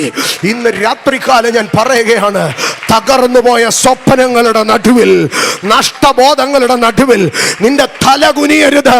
ഈ രാത്രി ദൈവം നിന്റെ തല നിവർത്തൂ. Holy Spirit, Holy Spirit. ആമേൻ. നമ്മൾ പ്രാർത്ഥനയിലേക്ക് കയറാൻ പോകുക. ഞാനൊരു 4 വിഷയം കൂടെ വേഗത്തിൽ പറയട്ടെ. ഒരു മനുഷ്യൻ്റെ തല കുനിയുന്നത് അവൻ്റെ സ്വപ്നങ്ങൾ തകരുമ്പോഴാ. ഒത്തിരി പ്രതീക്ഷയോടുകൂടെ എഞ്ചിനീയറിങ്ങിന് പോയി ചേർന്നു. ഒത്തിരി പ്രതീക്ഷയോടെ 2 വർഷം എൻട്രൻസിന് കളഞ്ഞു. ഒത്തിരി പ്രതീക്ഷയോടുകൂടെ ജോലിക്ക് കയറി വന്നു. ഒത്തിരി പ്രതീക്ഷയോടുകൂടെ കല്യാണം നടത്തി. ഒത്തിരി പ്രതീക്ഷയോടുകൂടെ ശുശ്രൂഷ ആഗ്രഹിച്ചു. പക്ഷേ ജീവിതത്തിൻ്റെ പ്രതീക്ഷകളുടെ താളം തെറ്റുമ്പോൾ നിന്റെ തലകുനിയും. പക്ഷേ ദൈവത്തിൻ്റെ പരിശുദ്ധാത്മാവ് നിന്നെ കൈവിടത്തില്ല. ആത്മാവ് വന്നു കുനിഞ്ഞുപോയ യെഹെസ്കേലിനെ നിവർത്തി നിർത്തി. 2 ഒരു മനുഷ്യൻ കുനിഞ്ഞു പോകുന്ന സാഹചര്യം. സ്തോത്രം. 35-ാം സങ്കീർത്തനത്തിലേക്ക് കടന്നു വരുമ്പോൾ 35-ാം സങ്കീർത്തനം അതിൻ്റെ 14-ാം വാക്യത്തിലേക്ക് വരുമ്പോൾ 35-ാം സങ്കീർത്തനം 14-ാം വാക്യം അവിടെ ഇങ്ങനെയാണ് എഴുതിയിരിക്കുന്നത്. അവൻ എനിക്ക് സ്നേഹിതനോ സഹോദരനോ എന്ന പോലെ പെരുമാറി. അടുത്തത് അമ്മയെക്കുറിച്ച് ദുഃഖിക്കുന്നവനെ പോലെ ഞാൻ ദുഃഖിച്ച് കുനിഞ്ഞ് നടന്നു. ഞാൻ ദുഃഖിച്ചു കുനിഞ്ഞ് നടന്നു. ജീവിതത്തിൽ ചിലപ്പോൾ നമ്മുടെ തലകുനിയും. എന്താണ് അവിടെ എഴുതിയിരിക്കുന്നത്? അവൻ ദുഃഖിച്ച് തലകുനിഞ്ഞു. I bow down heavily. Worship ചെയ്യാനല്ല അവൻ ബൗ ചെയ്തത്, പകരം പറയുകയാണ് ബൗ ഡൗൺ ഹെവിലി. ആമേൻ. ചില വേളകളിൽ മനസ്സിൻ്റെ ഭാരം ചങ്കിനകത്ത് നീറ്റൽ തലയെ കുനിയുമാറാക്കും. ഇന്ന് രാത്രി ഇവിടെ ഇരിക്കുന്ന പല ദൈവമക്കളുടെയും ജീവിതത്തിൽ ഈ അനുഭവം ഉണ്ടായിട്ടുള്ളവരാ. സങ്കടം കയറുമ്പോൾ തലകുനിയും, വേദന കയറുമ്പോൾ തലകുനിയും, നിന്ന കയറുമ്പോൾ തലകുനിയും, പ്രശ്നങ്ങൾ കയറുമ്പോൾ തലകുനിയും, ദുഃഖം മനസ്സിനകത്ത് കയറുമ്പോൾ തലകുനിയ. ഇന്ന് രാത്രികാല ഇതിനകത്ത് സങ്കടം നിന്റെ തലകുനിച്ചിട്ടുണ്ടോ? പരിശുദ്ധാത്മാവ് ഇന്ന് രാത്രി നിനക്ക് വേണ്ടി ചിലത് ചെയ്തിട്ടേ ഇവിടുന്ന് നിന്നെ വിടത്തുള്ളെന്ന് ഞാൻ ഉറപ്പ് പറയുകയാണ്. ആമേൻ. സ്വപ്നങ്ങൾ തകർന്നാൽ തലകുനിയും, പക്ഷേ ആത്മാവ് തല നിവർത്തും. സങ്കടം കയറിയാൽ തലകുനിയും, പക്ഷേ ആത്മാവ് തല നിവർത്തും. 38-ാം സങ്കീർത്തനത്തിലേക്ക് കടന്നു വരുമ്പോൾ അതിൻ്റെ 5-6 വാക്യങ്ങളിലേക്ക് വരുമ്പോൾ 38-ാം സങ്കീർത്തനം 5-ാം വാക്യം അവിടെ പറയുകയാണ്, എൻ്റെ വ്രണങ്ങൾ ചീഞ്ഞു നാറുന്നു, എൻ്റെ വ്രണങ്ങൾ ചീഞ്ഞു നാറുന്നു. അടുത്ത ഭാഗം പറഞ്ഞേ, അടുത്ത 6-ാം വാക്യം, എൻ്റെ വ്രണങ്ങൾ ചീഞ്ഞു നാറുന്നു, ഞാൻ കുനിഞ്ഞ് ഏറ്റവും കൂനിയിരിക്കുന്നു. ജീവിതത്തിലെ വ്രണങ്ങൾ 2 വിധത്തിലാണ്. ഈ വ്രണങ്ങൾ, ഒന്ന് മനസ്സിനകത്ത് മുറിവുകൾ വരും. ചില വ്യക്തികൾ ചെയ്തത്, ചില പ്രവർത്തികൾ കൊണ്ട് മനസ്സിനകത്ത് വരുന്ന മുറിവുകൾ, ചില വാക്കുകൊടുത്തിയ മുറിവ് ചില പെരുമാറ്റം വരുത്തിയ മുറിവ്, ചില വിശ്വസിച്ചവർ വരുത്തിയ മുറിവ്, ചില സ്നേഹിച്ചവർ വരുത്തിയ മുറിവ്, അത് അകത്തു കടന്ന് നീറും. പക്ഷെ ഞാൻ അതിനെ വിടുകയാണ്. അതുപോലെ മറ്റൊരു മുറിവാണ് ശരീരത്തിൻ്റെ രോഗം. എൻ്റെ വ്രണം ചീഞ്ഞു നാറുകയാ. എൻ്റെ വേദന എനിക്കറിയാം. എൻ്റെ ചങ്കിൻ്റെ വേദന, അസ്ഥിയുടെ വേദന, എൻ്റെ പെയിൻ, എൻ്റെ ശരീരത്തിൻ്റെ പെയിൻ, ജീവിതത്തിൻ്റെ രോഗം കയറി വരുമ്പോൾ ആമേൻ ഞാൻ കുനിയാൻ തുടങ്ങി. ഇന്ന് രാത്രി ഞാൻ പറയട്ടെ, രോഗം നിന്നെ കുനിയുമാറാക്കിയെങ്കിൽ ഇന്ന് പരിശുദ്ധാത്മാവ് നിന്നെ തല നിവർത്തിയിട്ടേ പറഞ്ഞു വിടത്തുള്ളൂ. തല നിവർത്തിയിട്ടേ പറഞ്ഞു വിടത്തുള്ളൂ. ആമേൻ. നാലാമത്തെ ഭാഗം ഞാൻ പറയാം. സമയ ചുരുക്കം കൊണ്ട് നാലാമത്തെ ഭാഗം പറയാം. ആരംഭത്തിലെ ഭാഗം ഒന്ന് കട്ട് ഷോട്ട് ചെയ്ത് അവസാനത്തെ ഭാഗം ഏറെ പ്രാർത്ഥിക്കേണ്ടതായിരുന്നു. സോറി. നാലാമത്തെ ഭാഗം ഞാൻ പറയാം. ലൂക്കോസിന്റെ സുവിശേഷം 24:5 അവിടെ ഇങ്ങനെയാണ് പറയുന്നത്. ആമേൻ. ലൂക്കോസ് 24:5 അവർ ഭയപ്പെട്ട് മുഖം കുനിച്ചു, ഭയപ്പെട്ട് മുഖം കുനിച്ചു നിൽക്കുമ്പോൾ, എന്താ നീ കുനിഞ്ഞു നിൽക്കുന്നത്? അവർ പറയാൻ ചില കാര്യങ്ങളുണ്ട്. ഞങ്ങൾ കഴിഞ്ഞ 3.5 വർഷങ്ങളായി ഒരു അരുമനാഥനെ സേവിക്കുകയായിരുന്നു, അനുഗമിക്കുകയായിരുന്നു. പക്ഷെ 3 ദിവസം മുമ്പ് ഈ കാട്ടുനരാധമന്മാർ ഞങ്ങളുടെ കർത്താവിനെ ക്രൂശിച്ചു കൊന്നു, അവനെ കല്ലറയ്ക്കൽ വെച്ചു. ഞങ്ങൾ അനാഥരായി പോയി. ഇന്ന് പട്ടണം മുഴുവനും ഞങ്ങൾക്കെതിരാ. ഇന്ന് ഞങ്ങൾക്ക് പകലിറങ്ങി നടക്കാൻ കഴിയത്തില്ല. ഞങ്ങൾ എവിടെയൊക്കെയോ റിമോട്ട് ഏരിയകളിൽ പാത്തിരിക്കുകയാണ്. അമ്മേ, ഞങ്ങളുടെ മനസ്സിനെ ഭയം പിടിച്ചിരിക്കുന്നു. ഞങ്ങൾ ഒത്തിരി പേടിച്ചു പോയി. പേടി അകത്ത് കയറിയപ്പോൾ മുഖം കുനിയാൻ തുടങ്ങി. എൻ്റെ കുഞ്ഞുങ്ങളെ, പരീക്ഷയെ നീ ഭയപ്പെട്ടാൽ നിന്റെ മുഖം കുനിയും. നിന്റെ ഭാവിയെക്കുറിച്ച് നീ ഭയപ്പെട്ടാൽ മുഖം കുനിയും. എൻ്റെ മക്കളെ എങ്ങനെ വളർത്തുമെന്ന് നീ ഭയപ്പെട്ടാൽ മുഖം കുനിയും. എൻ്റെ ഭാവി എന്താകുമെന്ന് നീ ഭയപ്പെട്ടാൽ മുഖം കുനിയും.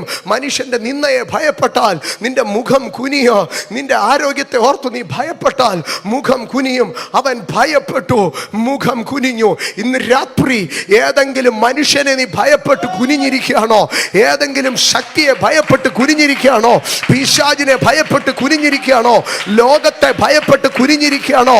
ചില ഭീഷണികളെ ഭയപ്പെട്ട് കുനിഞ്ഞിരിക്കുകയാണോ? ഈ രാത്രി പരിശുദ്ധാത്മാവ് നിന്നെ ലിഫ്റ്റ് ചെയ്യാൻ പോവുക.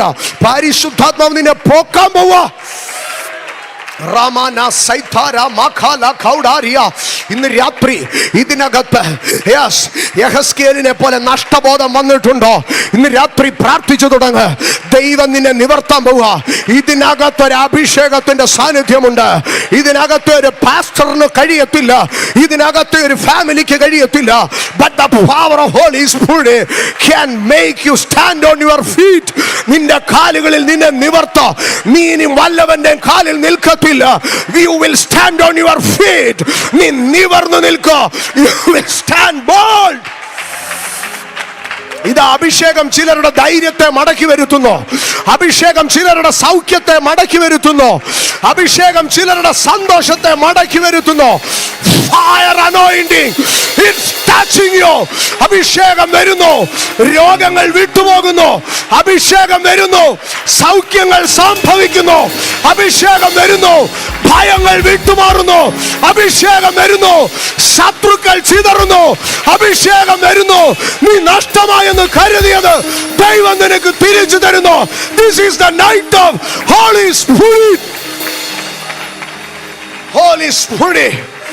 കർത്തൃദാസൻ ആരാധനയുടെ ആരംഭത്തിൽ പറഞ്ഞിരുന്നു, ഇതൊരു പ്രൊഫറ്റിക്കൽ നൈറ്റ് ആണെന്ന്.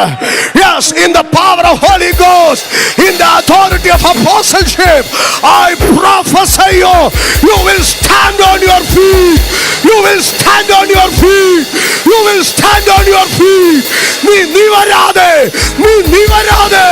എതിർ നിൽക്കുന്ന ഭാര്യകളെ പിതാവിന്റെയും പുത്രന്റെയും പരിശുദ്ധാത്മാവിന്റെയും അധികാരമുള്ള നാമത്തിൽ ഞങ്ങൾ അഭിഷേക്തന്മാർ വെട്ടിക്കളയുന്നു.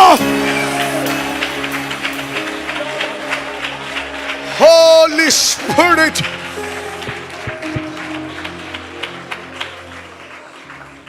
ദാനിയേലിന്റെ പുസ്തകം 10-ാം അധ്യായത്തിലേക്ക് കടന്നു വരുമ്പോൾ അതിന്റെ 15-ാം വാക്യത്തിൽ ദാനിയേൽ മുഖം കുനിച്ചൂമനായി നിൽക്കുക. എന്താ ദാനിയേൽ മുഖം കുനിച്ചൂമനായി നിൽക്കുന്നതെന്നറിയോ? കഴിഞ്ഞ 21 ദിവസമായി മനുഷ്യൻ ഉപവാസത്തിലാണ്. പക്ഷേ 21 ദിവസമായിട്ടും ദൈവം ഒരക്ഷരം മിണ്ടിയില്ല, ഒരു ദർശനം കിട്ടിയില്ല. 21 ദിവസം കഴിഞ്ഞപ്പോൾ ദൂതൻ വന്നിട്ട് പറയാ, നിന്റെ കുഴപ്പം കൊണ്ടൊന്നും അല്ല പ്രാർത്ഥനയ്ക്ക് ഉത്തരം കിട്ടാതിരുന്നത്, ദേശാധിപതി നിന്റെ പ്രാർത്ഥന തടഞ്ഞു നിർത്തിയിരുന്നതാ. ഞാനൊരു യാഥാർത്ഥ്യം പറയാം. പ്രാർത്ഥനയുടെ മറുപടി നീണ്ടുപോയത് കൊണ്ട്, നിന്റെ പ്രാർത്ഥനയ്ക്ക് മറുപടി കിട്ടാഞ്ഞത് കൊണ്ട് ദൈവം നിന്നെ കൈവിട്ടോ? അപ്പൻ എന്നോട് പഴയ സ്നേഹമില്ല. ദൈവം എന്താ മിണ്ടാത്ത? നിന്റെ തല കുനിഞ്ഞു പോയോ? ഈ രാത്രി ഒരു ദൂതൻ നിനക്ക് വേണ്ടി ഇറങ്ങുക, ഒരു അഭിഷേകം നിനക്ക് വേണ്ടി ഇറങ്ങുക. The fire is falling. ദൈവത്തിന്റെ അഗ്നി നിന്റെ മേൽ വീഴുന്നു. You are released. അഭിഷേകത്തിന്റെ ശക്തി ചിലരെ തൊട്ടുകൊണ്ടിരിക്കുന്നു. അധികാരത്തോടെ fire. I command healing. I command freedom. I command deliverance. I command liberty in the name of Jesus. പ്രാർത്ഥനയെ തടയുന്ന പോരുകൾ അഴിഞ്ഞു മാറിയിരിക്കുന്നു. നിന്റെ പ്രാർത്ഥനയ്ക്ക് മറുപടികൾ വരുന്നു. നിന്റെ അത്ഭുതങ്ങൾ വരുന്നു. The Spirit is moving. Fire. അഭിഷേകം നിന്നെ പ്രേരിപ്പിക്കുന്നത് പോലെ ചെയ്തോ. നിനക്ക് തുള്ളണോ? നിനക്ക് ചാടണോ? നിനക്ക് മറിയണോ? പരിശുദ്ധാത്മാവിനകത്തുണ്ട്. നിന്റെ കണ്ണുനീര് മാറ്റി നിന്റെ വായിൽ ഒരു ചിരി തരികയോ. Laugh in the Spirit. Rejoice in the Spirit. Healing, healing, healing. Oh, liberty. Liberty. Victory in the name of Jesus. Victory in the name of Jesus. Victory in the name of Jesus. Victory in the name of Jesus. യേശുവിൻ നാമത്തിൽ ജയ. യേശുവിൻ നാമത്തിൽ ജയ. യേശുവിൻ നാമത്തിൽ ജയ. റിമാന ഹാഷിയ റഹാദിയ. നിന്നെ ഞെരുക്കുന്ന രോഗത്തെ ചവിട്ടിക്കള. നിന്നെ ഞെരുക്കുന്ന പ്രശ്നത്തെ കുടഞ്ഞു കള. The anointing is upon you. The Spirit is in you.